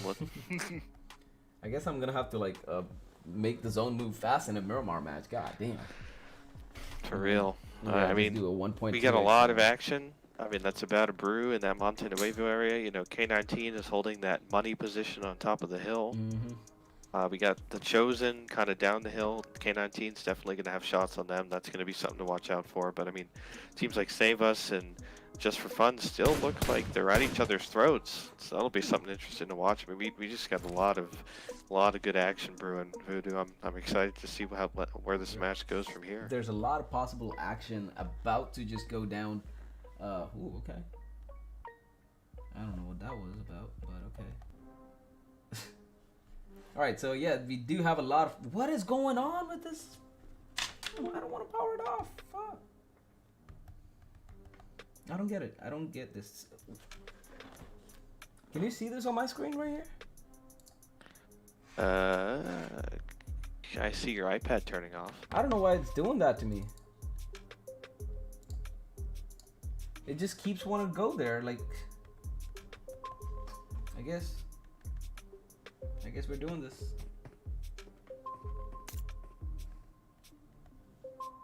Thought you legitimately turned it off. No, I didn't. It's just weird, dude. It's just weird. It just automatically does that. I'm not even touching any button. I'm not even trying to like turn it off or anything. It just automatically pops up. Oh, switch off the iPhone? Or rather iPad? No, I'm streaming right now. Again, K19 still holding The Chosen right here at bay. Nowhere to go for The Chosen, at least, well, not for a minute. And now they have decided to fall back as K19 loosens their grip a little bit. It does look like Quach and Zero are going to hold off on the hill. Quite a good position for themselves. Save Us, meanwhile, does get engaged with Forsaken Gaming.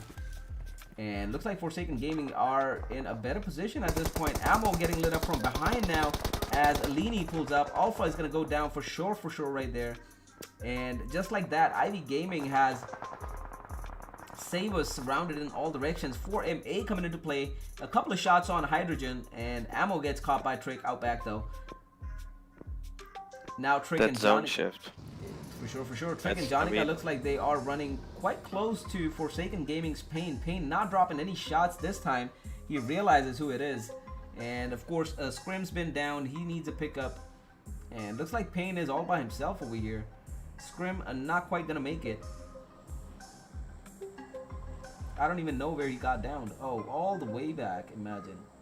It's gonna be TI with a free kill right there, as Top just barely was about to make it to Scrim. I mean, K19 had the best position in the lobby, and the zone shift once again, Voodoo. I mean, this is the second match in a row where the zone is just completely shifted away from what we thought it would have been, and it put a lot of teams in a bad spot now. I mean, just handed the Chosen teams like Meseeks prime position in the zone. But that's the thing about PUBG zone never ceases to baffle my mind. Sure, dude. That's for sure. PUBG zones are known to do exactly the opposite of what they are probably expected to do. But of course, that's one of the good things about being a Miramar match is that even with the hard zone shift, you still have quite a number of options to play around with. In that there's still ridges, there's still mountains, there's still hard cover, soft cover that you can work it if you can work it. But we'll see how these teams work those right now. Can you with some presence of mind? As soon as he saw that laser from Illusions just snuck inside that crack of the mountain, he backed off, dropped a couple of nades, dropped some smoke cover. So good play by Can Yu and the presence of mind over there as well. But he does need his team right now to either regroup or provide some kind of line of sight support. Can Yu backing out in time, and looks like he's gonna live to fight another day. Illusions, on the other hand, did lose one of them, Godless, getting taken out in that engagement. Again, Meseeks in quite a prime position, like you said, for sure. But given that that mountain on the edge is not accessible to any of the teams at all, it looks like the zone's actually going to shift back in, and Meseeks are going to turn out to be on the edge of the zone. And I have a feeling that K19 is going to be in the next zone.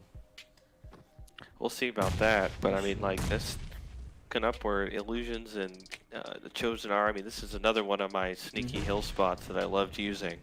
So I it's always nice to. Oh, it looks like you getting naded there. That's going to open up a push opportunity. Let's see if Illusions capitalizes on that. But hills like this. I mean, this particular plateau literally has a view of the same open area that K19 has in terms of beam and vehicles. It's just another great spot that I loved using. It's about to be real bad right here, man. I mean, I don't know why First Frost and Han took as long as they took just to be a part of this fight, but now that they're moving, they also have to look out for Fortune Esports coming up right behind them.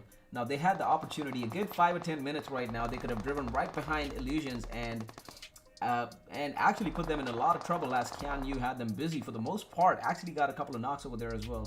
Close range right now, it's a 1v3, and it's not looking good for the Chosen. And there you go, 2 down now. Thrust getting shot up. Good shots there, though. Does get that knock, but it does feel like the damage has been done at this point. Can Yu's not getting picked up, and the Chosens are about to lose 2 back-to-back in quick succession. And the zone shifts, and okay, Meseeks actually in the zone, the edge of zone. Oh my god, this is going to be a horrible last zone, but it's going to be a lot of fun to watch. This is going to be a horrible last zone for the teams. Meseeks are all the way in center zone in the zone number 4. K19 trying to make their way in right now. What did I tell you, Voodoo? What did I tell you? Terrible. That is terrible. If I was playing this, I would be like, I would have given up. That's why I don't play this. Like, that's terrible for the end zone. Great for casting. Not complaining. Hey, but what did I tell you? I mean, Meseeks in a prime position here. I mean, obviously you did say K19 is going to be, looking for that good spot too. I mean, everyone's going to have to pack into this hill. These hills over here. These hills over here don't have very much cover. I mean, it's literally the side of a part of the map that you cannot even get on.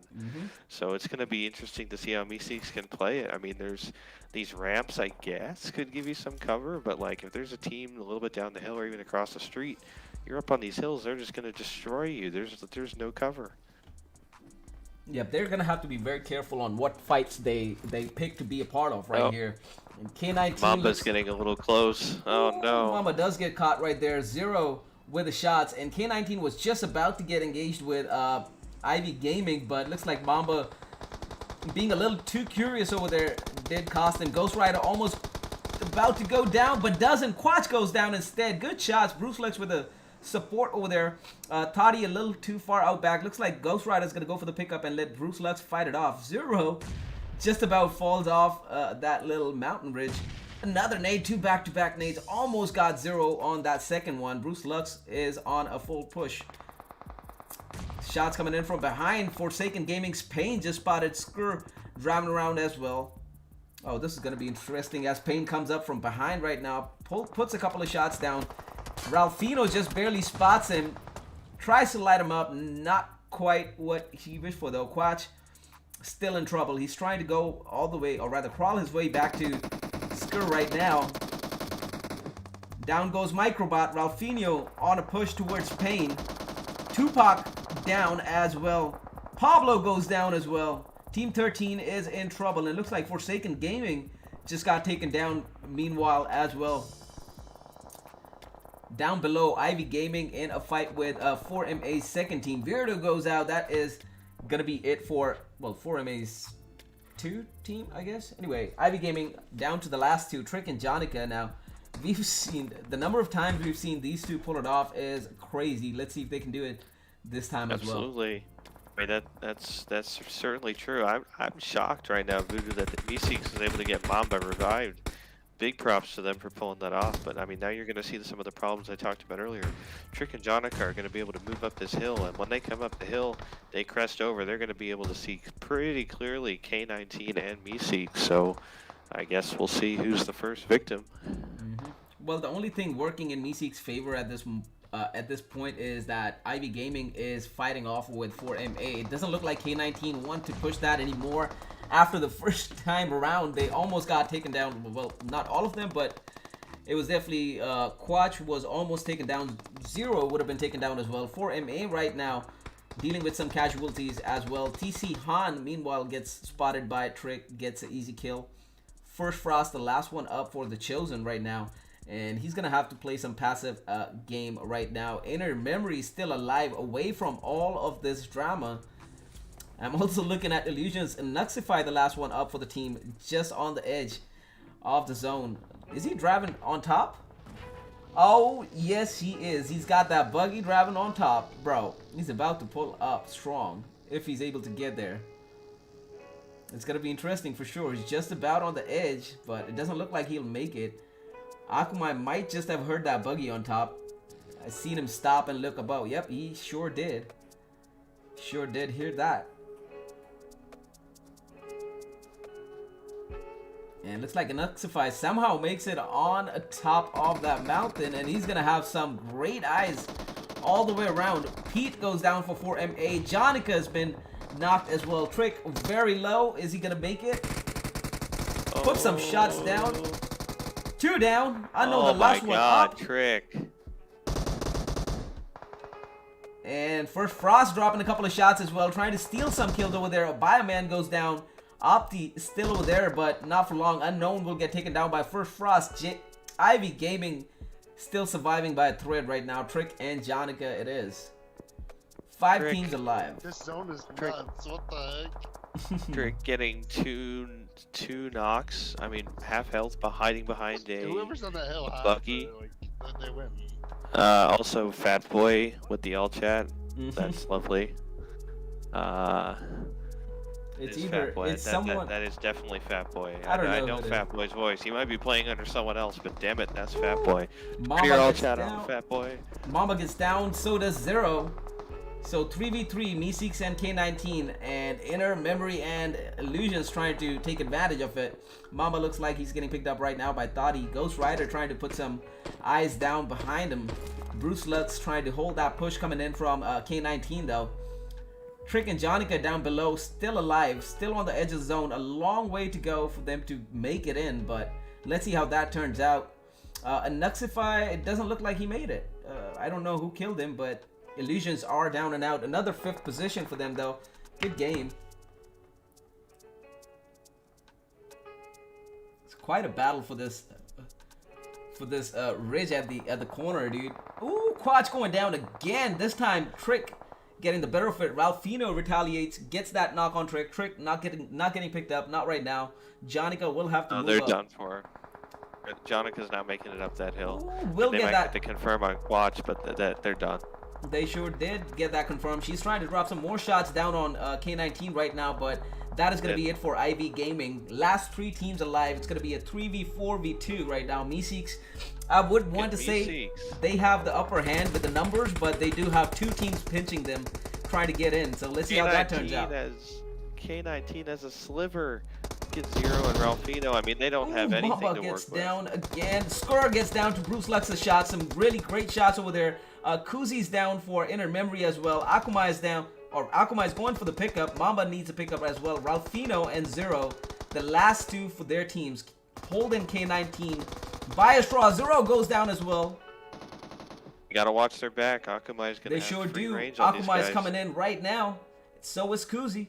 Here comes Ghost Rider and Bruce Lux. They let K19 heal up, and they turn their attention towards Inner Memory. Ghost Rider goes down.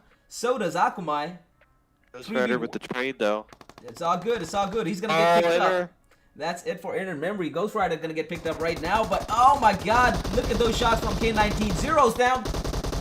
Ralphino's down. That is a... Meseeks is going to take that win in the Miramar game. What a play.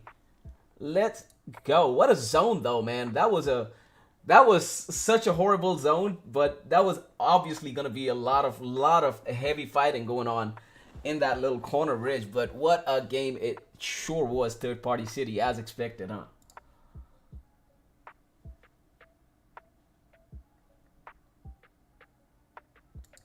Damn.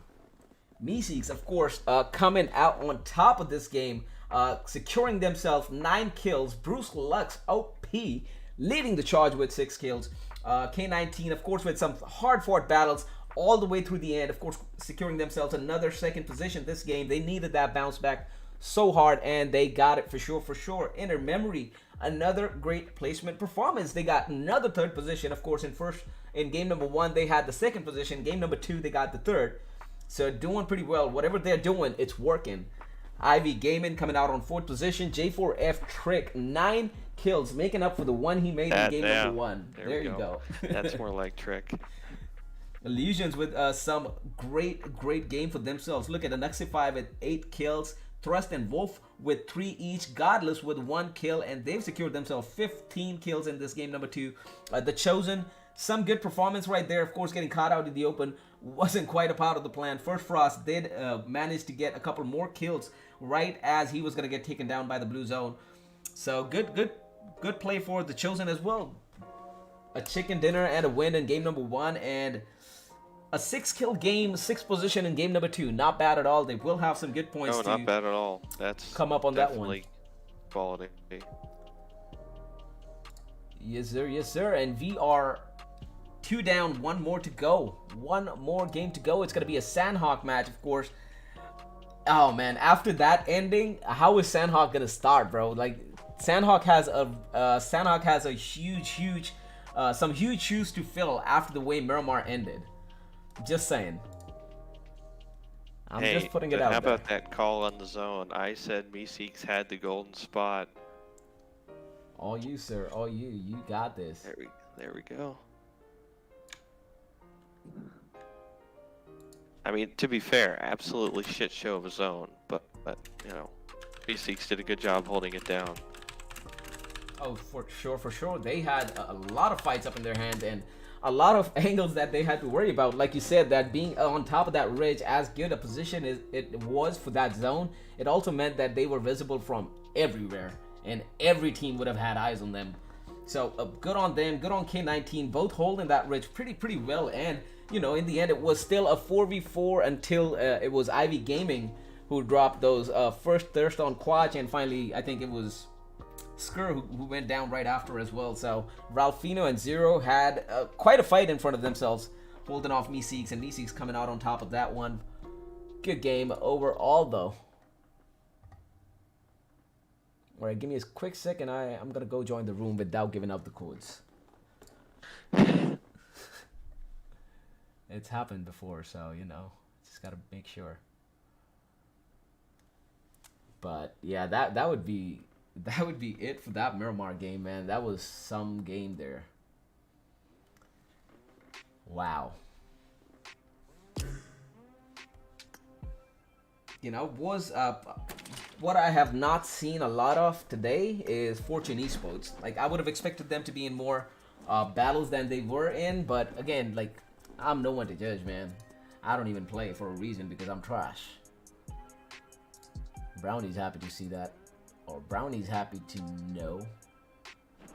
Damn right. Damn right.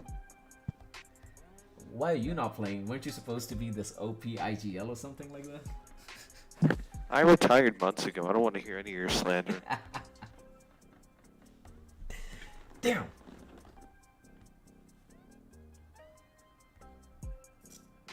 All right, let's get into Sandhawk match, man. So, game number 1, The Chosen. Game number 2, Meseeks.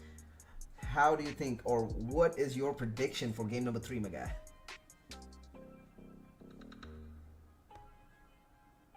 Mike Shake, am I audible? What's going on?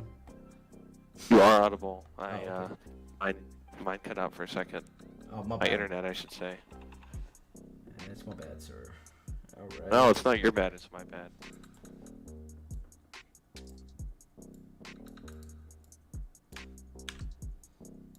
Excuse me.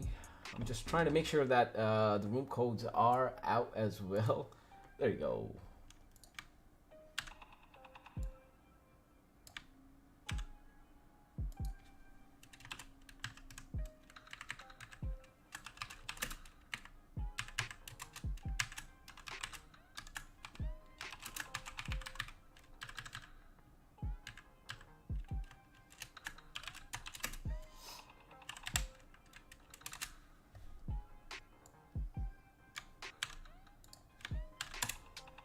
Alright. Oh, wow. Hello.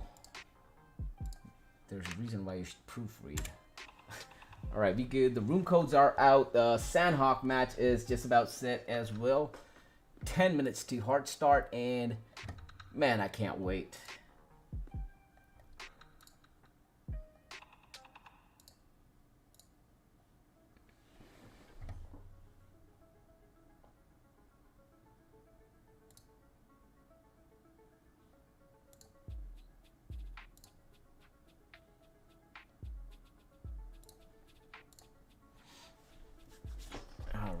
All right.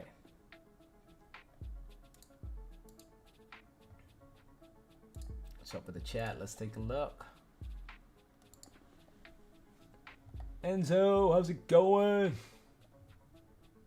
Beaned, good to see you, my guy. Kike, like, worst zone I ever seen. Dude, that was some crazy zone for sure, man. Oh my god. I was hoping that it would move back because, I mean, we kind of had the idea, right? Like, that edge of the mountain is not accessible. So I was hoping that PUBG would be smart enough to move the zone back into somewhere that the people can play with. But apparently not so much, man. That was where the zone decided to be. Looks like Mamba called that spot too, Voodoo. That's Oh, what's he up. did, huh? Nice job, Mama. That's what he says. That's day one coming back into the game. Come on, bro. I don't even know why you weren't playing. You should have been in this. You should have been in these scrims for a long time ago. I don't even know what took you so long. Towel decision making, apparently. Probably. Most likely at this point. Yeah. Okay. All right. Give me a second. I'll be right back in a minute. I just got something to do. Sorry about that. Brownie got this. Brownie, turn your camera on. It's been on. I just gotta flip the thing up. Alright, be right back in a minute, sir. Just gotta do something. So we do have, what's the hard start set to? We do have about 8 more minutes to hard start, it looks like. Yes, 8 we do. o'clock. Yes, we do.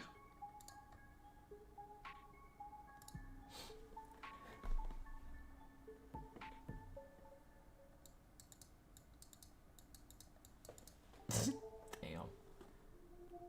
There's some shots fired in the Discord chat as well. Holy.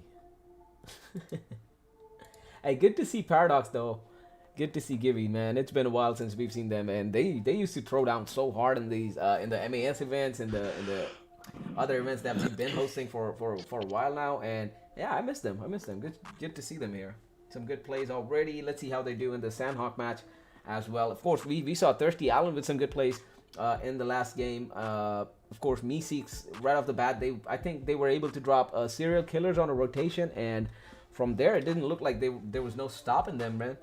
Like they had all 4 up at the end of the match, and you know, we don't see that very often, but that is as a team leader, that is something you should go for always.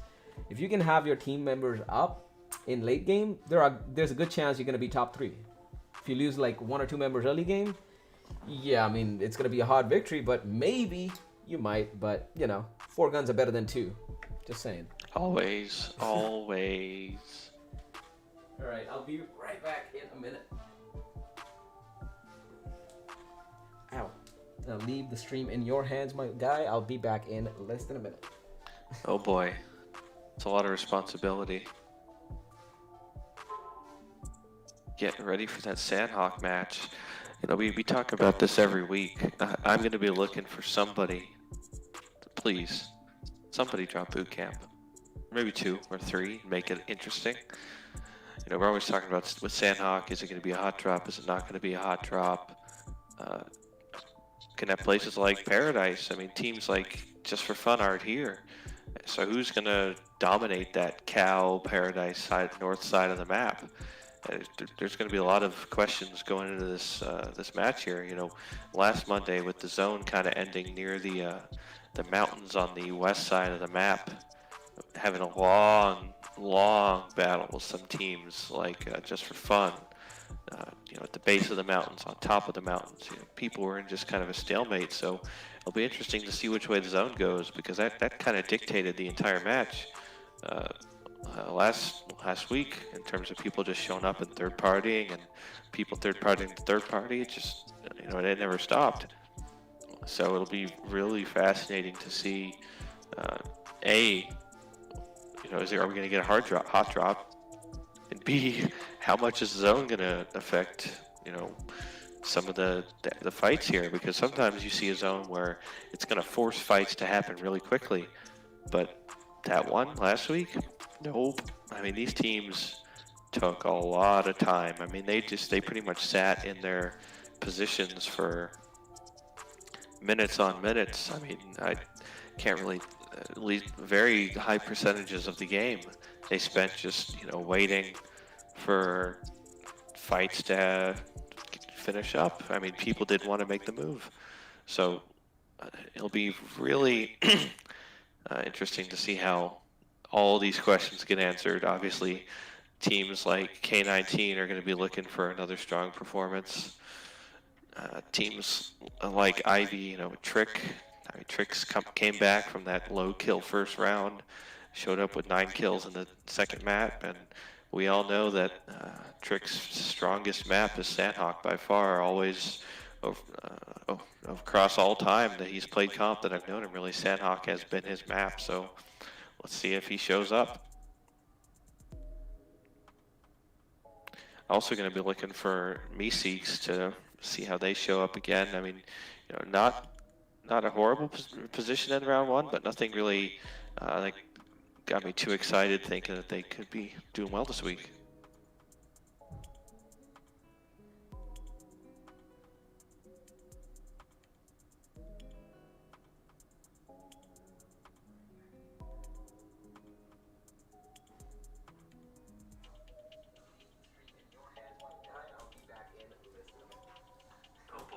Oh shit, that's Neko!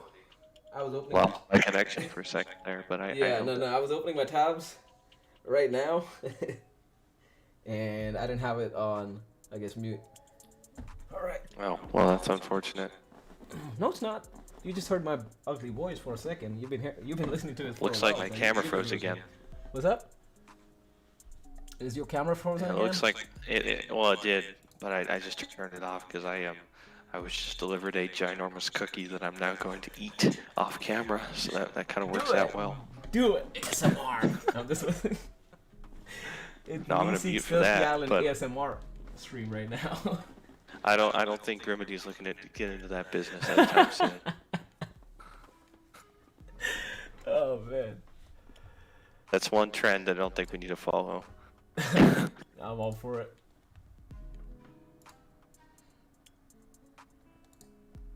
All right, looks like we are about to start in a minute or two. It looks like 2 minutes.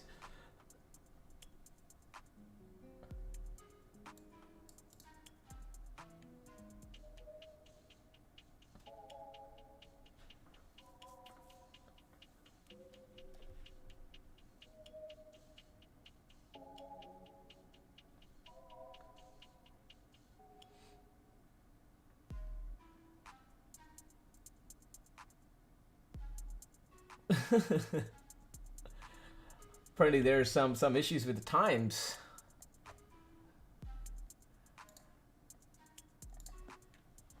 But hey, it be like that. Last game of the day, last game of week 1, day 1 of this FPP event. Well, day 1 is FPP event. Day 2 is gonna be a TPP event, the third person perspective, hosted by, of course, Thirsty Island, or on Angry Hose's channel on Trovo. So make sure you guys drop him a follow as well. And I'll see you guys on Saturday. But right now, we got to see how this Sandhawk game goes down. We already have we already had some good games from Ivy Gaming. Of course, Trick made up for that first game, 1 kill. With the last one, 9 kills in that one. TI had some good games as well. The Chosen won a game, and they might want to be looking at another top 3 placement to be on the leaderboard. Because I think last game they were in 6th position. Not a bad placement position, but I think they did have some good kills as well, if I'm not mistaken. Yep, I was just talking about how, Trick showed up compared to the first round, and how Sandhawk historically is his best map. So I'm gonna be looking for Ivy to show up big time. I also talked about how, are we gonna get our hot drop? You and I talk about this. Yep.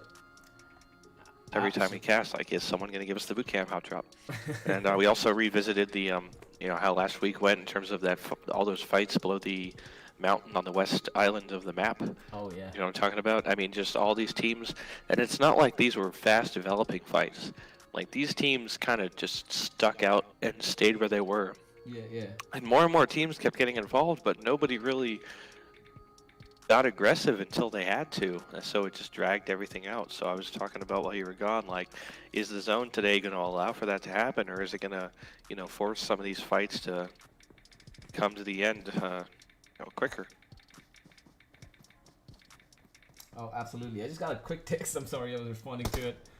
But Sandhawk match is already go. We are started, and man, of course, like always, we talk about the same thing every single Sandhawk game, that we're gonna be hoping for some bootcamp drops, and let's see if we can find it this time. Last time around, I think we did get some bootcamp drops over there. I can't remember exactly which team it was, but I think it was 4MA or In a Memory, one or the other, who dropped in like the south side of bootcamp hill on the compounds and tried to hold off a team inside the bootcamp for the longest. I can't remember the teams right now, man. I wish I did. Ugh. I think it was Execution, but oh, that's right, Execution. I missed Execution in there.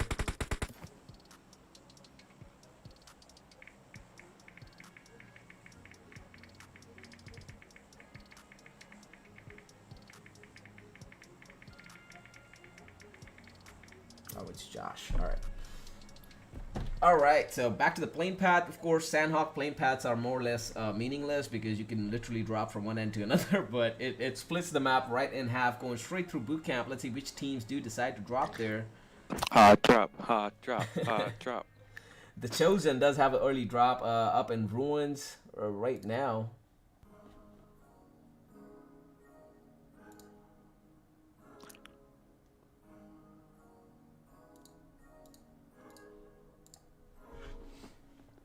Right, so early drops for the Chosen in Ruins. We got a couple of teams in boot camp as well. Looks like Paradox dropped in boot camp. So did No Quality. Fortune Esports' Bean looks like he is in boot camp as well. Yoshi, a 2-man team with Yoshi and Bean right here for Fortune Esports. Let's see how that turns out. Save Us Esports just about made their way into boot camp as well. So a 3-team fight is about to brew up in boot camp. A 3-man team of Save Us Esports, 3-man team of No Quality, and from what I can tell, a full squad of Paradox. That's correct. First few shots are off on Night Baby from No Quality right there. Paradox and No Quality both holding one side off the boot camp each. I feel like Paradox should heavy push No Quality's Sizzy and 1945 right now. First knock on Sizzy right there. Good shots from Jazzer, and the push is going to be on. Night Baby trying to fall back to provide some support. Good shots through the window, but Choom goes down right after. Last one up now. It's going to be 1945. Gets another one down right there. Glove going down. Zulu, the last, is it? Catches him with the DBS, and down and out goes No Quality. Savers Esports might want to take advantage of this position, but it looks like they're going to take their time, and Zulu meanwhile picks up Glove and takes him into hard cover for the pickup. Good play there. Look at Bean across the street too. I mean, Bean's teammates all the way on the east side of the map. Yoshi on the coast. I don't know if they disconnected or what, but see, it'd be interesting to see. I mean, I would advise a solo player to not try to get involved with that, but let's see what they decide to do. I mean, they're close enough to boot camp at this point. Why wouldn't they just send it, right? Yeah, and so far he hasn't popped any shot. I don't think either of these teams are aware of his position. He had quite a lot of time to loot all three warehouses and has an open area to run into boot camp as well unnoticed. So he does have the element of surprise and might even get a couple of knocks and thirsts over there, but he's got to be careful. He has the upper hand of being invisible for the time being. Neither of the teams have any idea he's coming up. Looking at the rest of the map real quick though, we have a 4MA team dropped in Top Monk. Nice little spread over there. They're going to be holding off 4MA's second team who's dropped in Cow. Illusions with another split drop right there. Wolf, Nuxified, Thrust, and Godless with a really wide split actually, and they're going to be regrouping pretty soon as Godless picks up a vehicle right now. Meseeks on the other hand, a motorcycle, yeah. dropping in Paradox. Go ahead. I was interested to see when I saw the vehicle icon. I was like, oh boy, you know, people always say, oh, you can't use vehicles in comp on Sandhog. I mean, quite the contrary. You can make it work. I made it work a lot. I mean, sometimes it's necessary, but always fun to see what people use. For sure, for sure. There's some 4MA on 4MA action right here. Pablo getting some shots off and getting the first knock on Desync right here. This is going to be interesting, man. I always enjoy watching Saint clans fight it off because it's always a great fight. They just want to prove a point to each other. We used to do that all the time, if you remember correctly. Like, you know people and you want to prove a point. There was no point in that fight or in that engagement where we're like, oh no, I know him, let me just back out. I know him, that means I'm gonna thirst him for sure. Well, look at Illusions coming up towards Meseeks in Paradise. That's gonna be something to watch out for. And look what I was saying. Bean's in the middle of boot camp. They didn't get a knock, but they pushed in. Bean is running in the open in boot camp. I mean, they're not scared of this fight. Well, Save us about to spot, and he just spotted Alpha as well. Oh. And he makes it, and he's gonna get that thirst as well. Yes, he is. Wow, dude. Wow, Bean with some plays Bean. Right here. I'm Team Bean all day.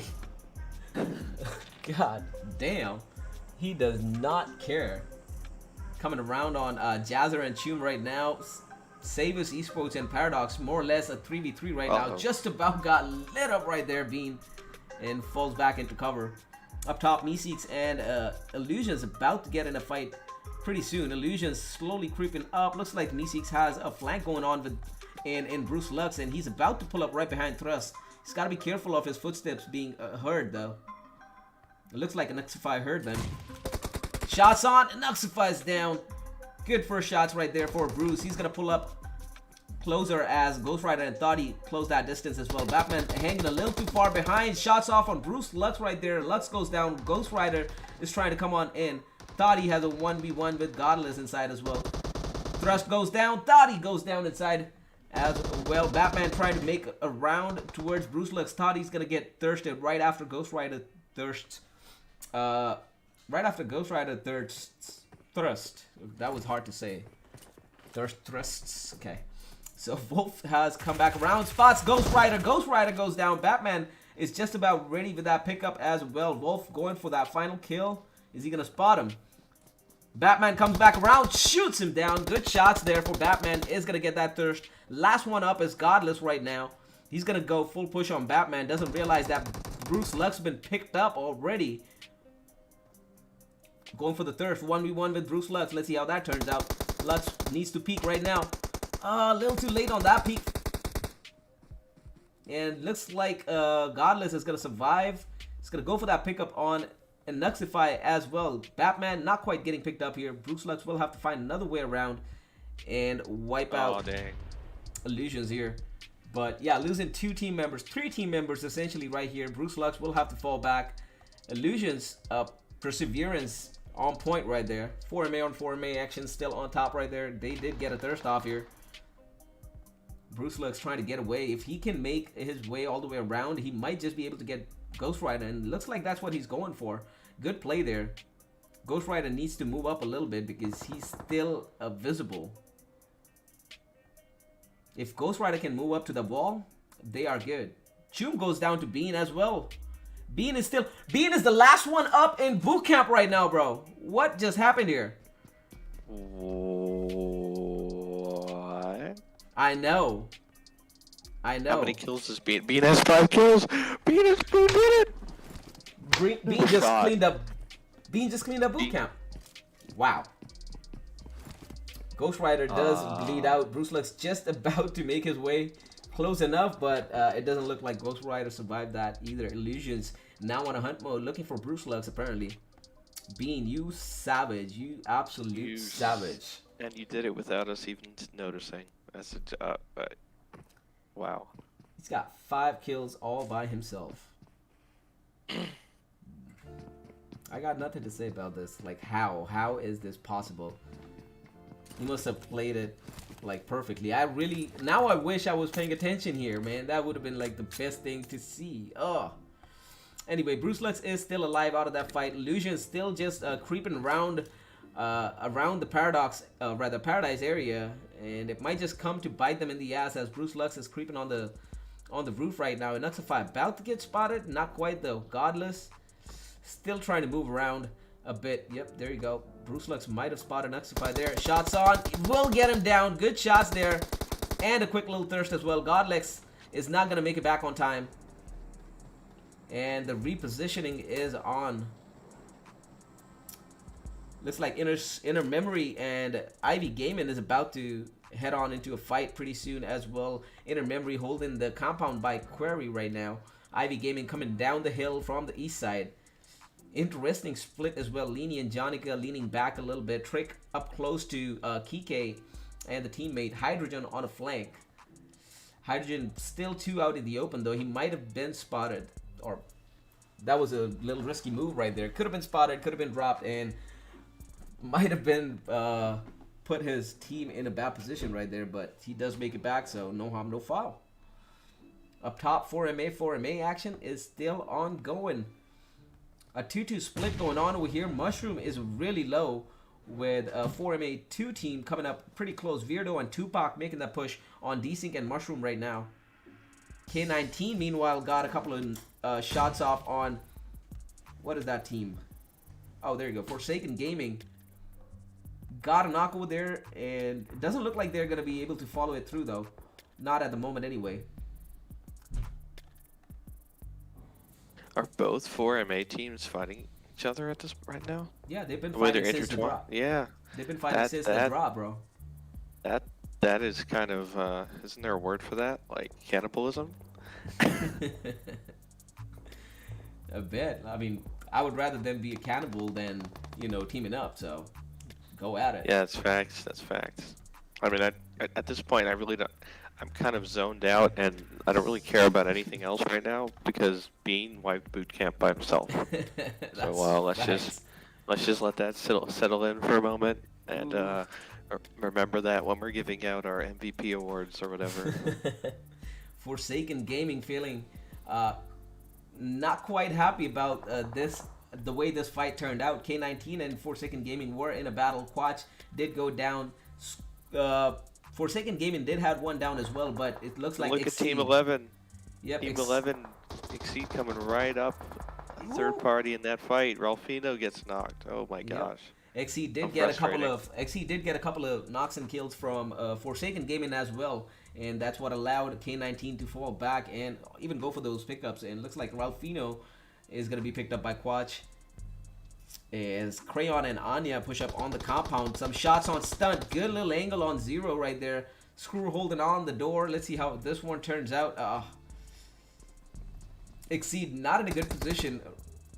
Out of nowhere. They had the upper hand in the battle, and that aggressive push actually hurting them quite a lot. They didn't even know where the K19 members were. All they knew was about Ralphino and Quatch, because that's where the knocks were.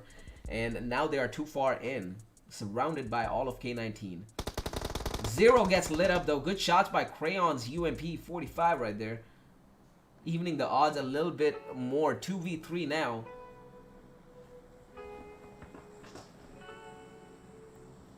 They gotta make a move before the res happens. I mean, they're already at a disadvantage. It doesn't look like Looks like they're gonna get the thirst. Yeah. Ooh, they got Skur the might thirst. just get spotted right there. Crayon has a nice little angle. He might spot Ralphino, K19, and Skur in a bottleneck right there. Skur is such a weird position. I know, he was just waiting for Exceed to push up on the house, but they never did. They just walked around it, so he never had the opportunity to move up. Stunt trying to make in, but yeah, that was a risky play. Oh no. Ooh, down goes Crayon, and down goes Exceed as well. Good play there. K19 Skur with a back-to-back on the last two alive will wipe out Exceed off the game. Not too much action to watch other than that. Looks like 4MA main team, I would just call them main team even though all of them are the same thing, but 4MA main team won that fight against 4MA B team as well, and they're going to be moving into that next zone. Bruce Lux needs to move into the zone, so does Godless for Illusions. We still got 9 teams alive, 26 people still alive, and we're just barely moving out of zone number 2 right here. Fortune Esports is hanging by a thread called Bean, who straight up wiped boot camp by himself. Goddamn savage. Out back in Quarry area, we still have Inner Memory and Ivy Gaming trying to find a way to engage. They moved all the way back. What happened? Oh, they did lose Trick after all. Inner Memory were able to knock and thirst Trick, and now they are limited to a 3-man team fighting off Inner Memory, who've had themselves some good games, a second and a third position in Erangel and Miramar respectively. I do feel like Ivy needs to reposition themselves, find a different angles to engage with Inner Memory, but as long as they're just here, they're not really doing anything different. You know, like Inner can just hold the same angles and do the same damage without moving at all. Hydrogen is trying to move a little bit, but from the looks of it, looks like he's moving to find some first aids. God damn. Yeah, he's got nothing. Another one of our early game points. I mean, Trick's dead. This was his map. Like, I'm sure that Ivy is really bummed out that they don't have Trick to help him in this fight. I'm pretty sure they are as well. Hydrogen, I don't know what he's gonna do at this point. Like, if anything, he should be going down the hill, moving in on a flank towards Inner Circle, coming back and regrouping without any health. You're just being a liability, if anything, because any shots can take you down at this point. You know what I mean? I think Ivy Gaming is gonna provide him some health and boost and whatnot, and they will have to find a way around here. There's no moving through Inner Memory, especially the way they are locked down in that compound. And the zone shift also favors Inner Memory, so as much as Ivy does not have to move, it'd be in their best interest to move. Unless Inner Memory is engaged by a different squad, the third party happens, I don't think Ivy Gaming is going anywhere anytime soon. Godless getting a little too close to 4MA right there. Without knowing, he might just get... just as I say, he did get spotted, and that is it for Illusions. Last 8 teams alive. Who's it gonna be, Voodoo? I mean, the Bean's still alive. The Chosen's not in a really good spot to rotate. I mean, they're gonna have the access to that hill on top of K19 now. K19, I mean, that compound it's good and it's bad. It's gonna be impossible for them to leave if Stone shifts out of there, especially if teams get on that hill, or even the little hill to the to the east of it. You see the little hill between that compound and Quarry. I used to Yeah, play yeah, that all yeah. the time, or I run a know what you split, mean. because I knew that that compound that they're in, it's just so easy to get pushed from that little side hill or get held from the tall hill. So I mean, it's going to be interesting for me to see how K19 responds to that and is able to defend the area. Bruce Lux from Meseeks has moved quite close to Query as well. He's probably going to be looking down on Ivy Gaming and Inner Memory pretty soon. That is only unless he does not pop any shots. The Chosen, meanwhile, looks like they've spotted 4MA coming out of Top Mark. 2 down for 4MA right now. The last one up in the compound. Let's see what he does. Oh, rather, last 2 up. My bad. It's Mushroom and Beastman, is it? Yes, it is. Yes. Both of them, actually, we've seen them run 1v3s, 1v4s before. Let's see if these two can pull it off against the Chosens. It's more or less the only one, Keanu, who was doing all the damage on 4MA for the time being. I mean, the rest of the team is way far back. So, I mean, that's kind of awesome that Keanu was able to hold off a full squad all by himself, get the 2 knocks, almost secure the 2 thirst as well. But Mushroom somehow spots first Frost all the way on top and drops him. Keanu still up close. Ooh, good shots there. Mushroom goes down as well. Vishman for the pickup. Menso's trying to make his way in as well.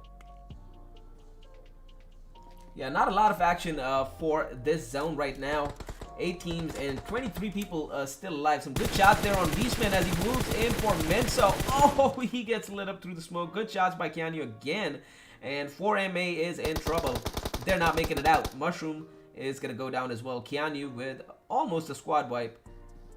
But, yeah, 3 men, I'll take it. Good shit, man. Good stuff. Holding off 4MA by himself. And more or less, it's going to be one of the only 3 teams with a full squad right now.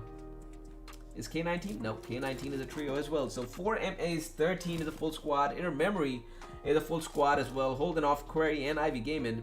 And of course, the Chosen, another full squad coming down towards Query Hill right now. Bruce Luck's got to be careful. He's about to be pinched.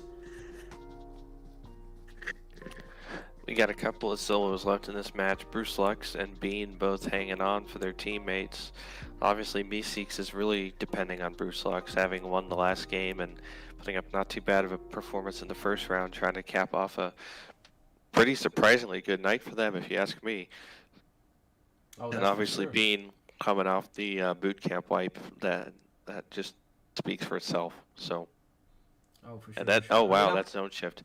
That zone shift right there, Voodoo, I think it just handed the Chosen another victory. You believe so? a decisive upper hand. I do. I mean, if I they know they take have. I know they have an upper hand, but they have to go through that compound, the most terrible compound. Yeah, but I mean, if right they now. just blow through it and take the hill once they realize nobody's there, I mean, it's ball game. They're waiting too long, that's for sure. Ivy quite smartly does disengage with Inner Memory and tries to go around Query. K19 might be moving up pretty soon as well, but the Chosen looks like they're going for the Query Hill right off the bat. Bruce Lux, not much of a movement from him. Of course, we can't expect him to move right now. It's an open ground. He's going to have an uphill battle against all these teams, and he still moves out. Okay. Okay, Bruce.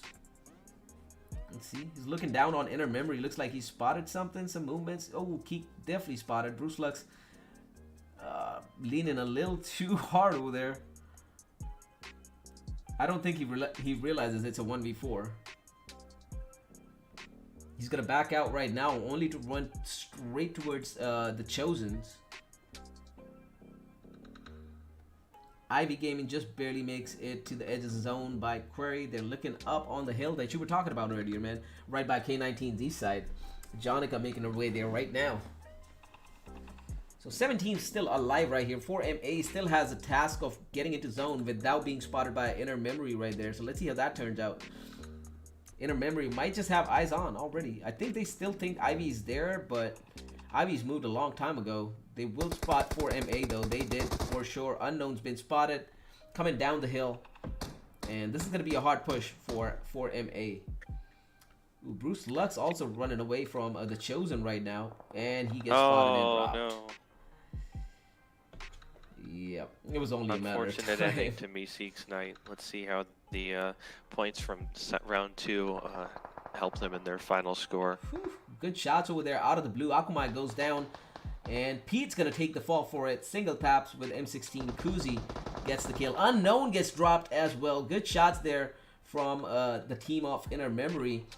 The Chosen is coming closer to those shots though. Another one down. A Bioman going down right now. Opti, the last one alive. And it's not looking good for 4MA's team. The Chosen heard those shots for sure. They're coming in. K19's moved out of the compound, going for a top hill position. If not, probably a center compound in the zone. What a zone shift though. Going all the way on the hill and no cover. It's going to be rocks and trees all day long. Last 5 teams. Let's see how it turns out, man. 4MA, of course, did get wiped. Some shots coming in from the Chosen. Gets Kuzi down. Almost got Akumai as well, but Akumai with the retaliatory fire will get that kill out of the blue zone. What are they doing? The Chosen should not be taking this fight. They literally should have been in zone. own that hill. Yep. And now they're going to lose a teammate over this. This is just stupid. Yep. I mean, Keanu like, is coming in on the oh my blue zone God. as well for some, I don't know reason, but Akumai did get dropped. Inner just has no chance to make it to the zone. Like Not they do anymore not. at They all. can kill them on the hill. They don't got to be losing teammates over this. I don't get it. I still think the Chosen, based on where they are on the map, has the upper hand here. But I mean, they were the only team up in the map with all they 4 took alive, quite the and that's time. not the case anymore. Exactly. They took quite the time to come back down, engage in a fight, and then reposition themselves to where they were. Now they've allowed K19 to come inside zone as well. Quach already going all the way up to get to that second shack, I believe. The only 2 shacks in the zone right now. Ivy Gaming, my as God. much as... Oh, wow. What a zone shift again. Beans alive. Beans alive. Beans coming right behind K19 right now. Skur and Ralphino. Quach just about on the edge. Keek goes down as well. That is it for Inner Memory. Keanu Yu driving straight in, getting that early zone for his team.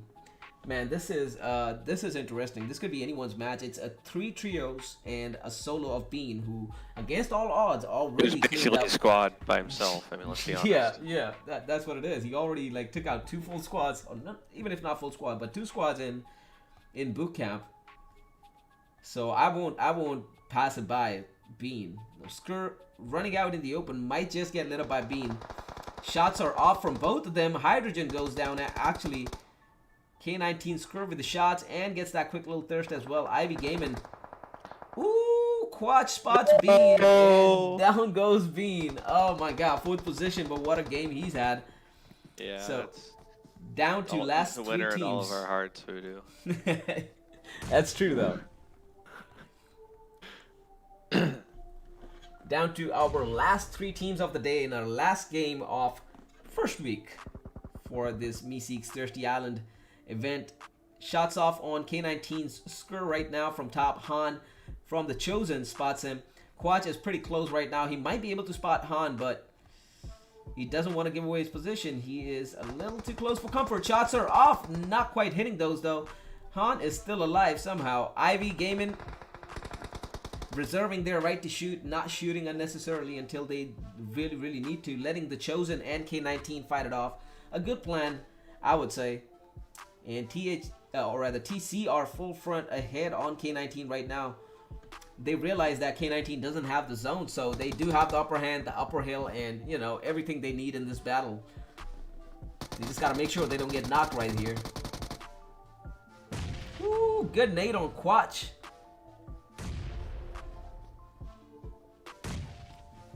Ivy Gaming does have the time. On Quach. Damn. Ivy Gaming does have the time to crawl up right about now. Or, well, they did have the time, not anymore. First Frost reeling back a little bit, trying to get those eyes off on the corners. Almost had Keanu, but dropped that nade on the other side of the rock. Keanu falls back. He saw that nade flash in front of his eyes.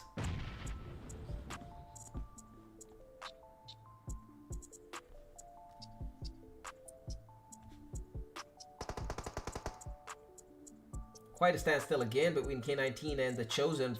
First Frost still leaning back, not engaging with K19, realizing that K19 is not quite playing that aggressively as they would. Quach now moving up.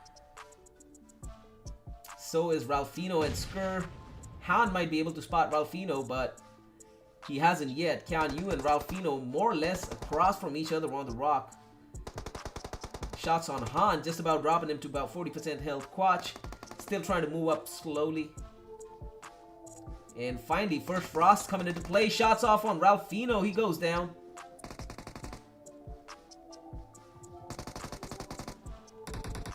Ooh, and first Frost finally does go down to Ivy Gaming. Up close though, Quatch is almost taken down, and out they go to a nade. What a nade there by Kian Yu. Han was down, but it didn't quite do it. Oh, actually, it was Han's nade that took out Kian Yu as well. So it's going to be a 2v2 between Ivy Gaming and The Chosen. Let's see how it turns out. Leany trying to crawl their way closer. Jonica still holding on the edge. Looks like they have the edge of zone. So out of nowhere, Ivy might just win this one. They have the edge of zone. The Chosen have to move out of their cover. But looks like first Frost is right on the ass of Leany, asking them to shoot him. Yep. And Han gets spotted. Jonica is still alive. 1v1 for the finish. Kian Yu is coming up for the kill. And does get lit up. Jonica just barely misses that first position for her team as well. But what a game they've had. Placements all day. All that fight with Inner Memory down by Query, losing Trick, and all that combined, they still pulled it off for a second position. But the Chosen, second win of the day. Game 1 winners, Game 3 winners with 11 kills right here. What a match, or what a day they've had, man. Brownie is still here? Both of those guys, teams right there, were using their teammates as bait. Like how they had teammates, if they got knocked, they crawled forward, and they figured out where one guy was. So another teammate, oh, I'll shoot you, and then Jonica shot the person that pushed up, and then the person that pushed up was like, hey, I just got shot from the tree. So it's like each teammate is able to, by what happens, help the rest of their team from, find the enemies on the map. It was really interesting how it worked that way. Unfortunate for Ivy, since they had one less person to, figure that out with. But yeah. big props to the Chosen for winning their second match of the day. Oh yes, absolutely, man. And they've had some good games, good fights, good engagements overall. What a performance they've had today, for sure. Let's see if they are able to keep it going for this Saturday's TPP matches. But hey, man, what a way to start the second cycle of Meseeks Thirsty Island events right here, man. What a way to start things off, huh? The Chosen coming out of nowhere. Like I'm not gonna be small enough to say that I wasn't expecting the Chosen to be this aggressive, but the way they have played, they've earned themselves some good props over here, and we're gonna be seeing more of them coming Monday as well in this FPP games. Now they have themselves some good lead, 2 wins, and the placement as well, a lot of kills to support that placement, and they might be the leaderboard coming this Saturday's games. 4 games, TPP matches on Thirsty Island server, and that could actually change a lot of things from what we've seen so far. K19 been a couple of top positions. 4MA had a couple of good games. Meseeks winning one of those Miramar games as well. But week 1 is not going to be decided by Monday alone. Saturday counts as well. So both these days, whatever teams throws down is going to be the leaderboard going into week 2's games. But good games today, man. I enjoyed it so much. Oh my god. Like going from almost canceling the events to having this hard and aggressive and action-packed event, bro. Let's do it. Well, let's just do it on time. Registrations are open for a long time, so we'll just do squads on time next time. God damn. Bean's like, bro, I just stole all them bootcamp kills. Yes, you did. Did he just thirst every one of them? That'd be awesome, bro. That would be so awesome.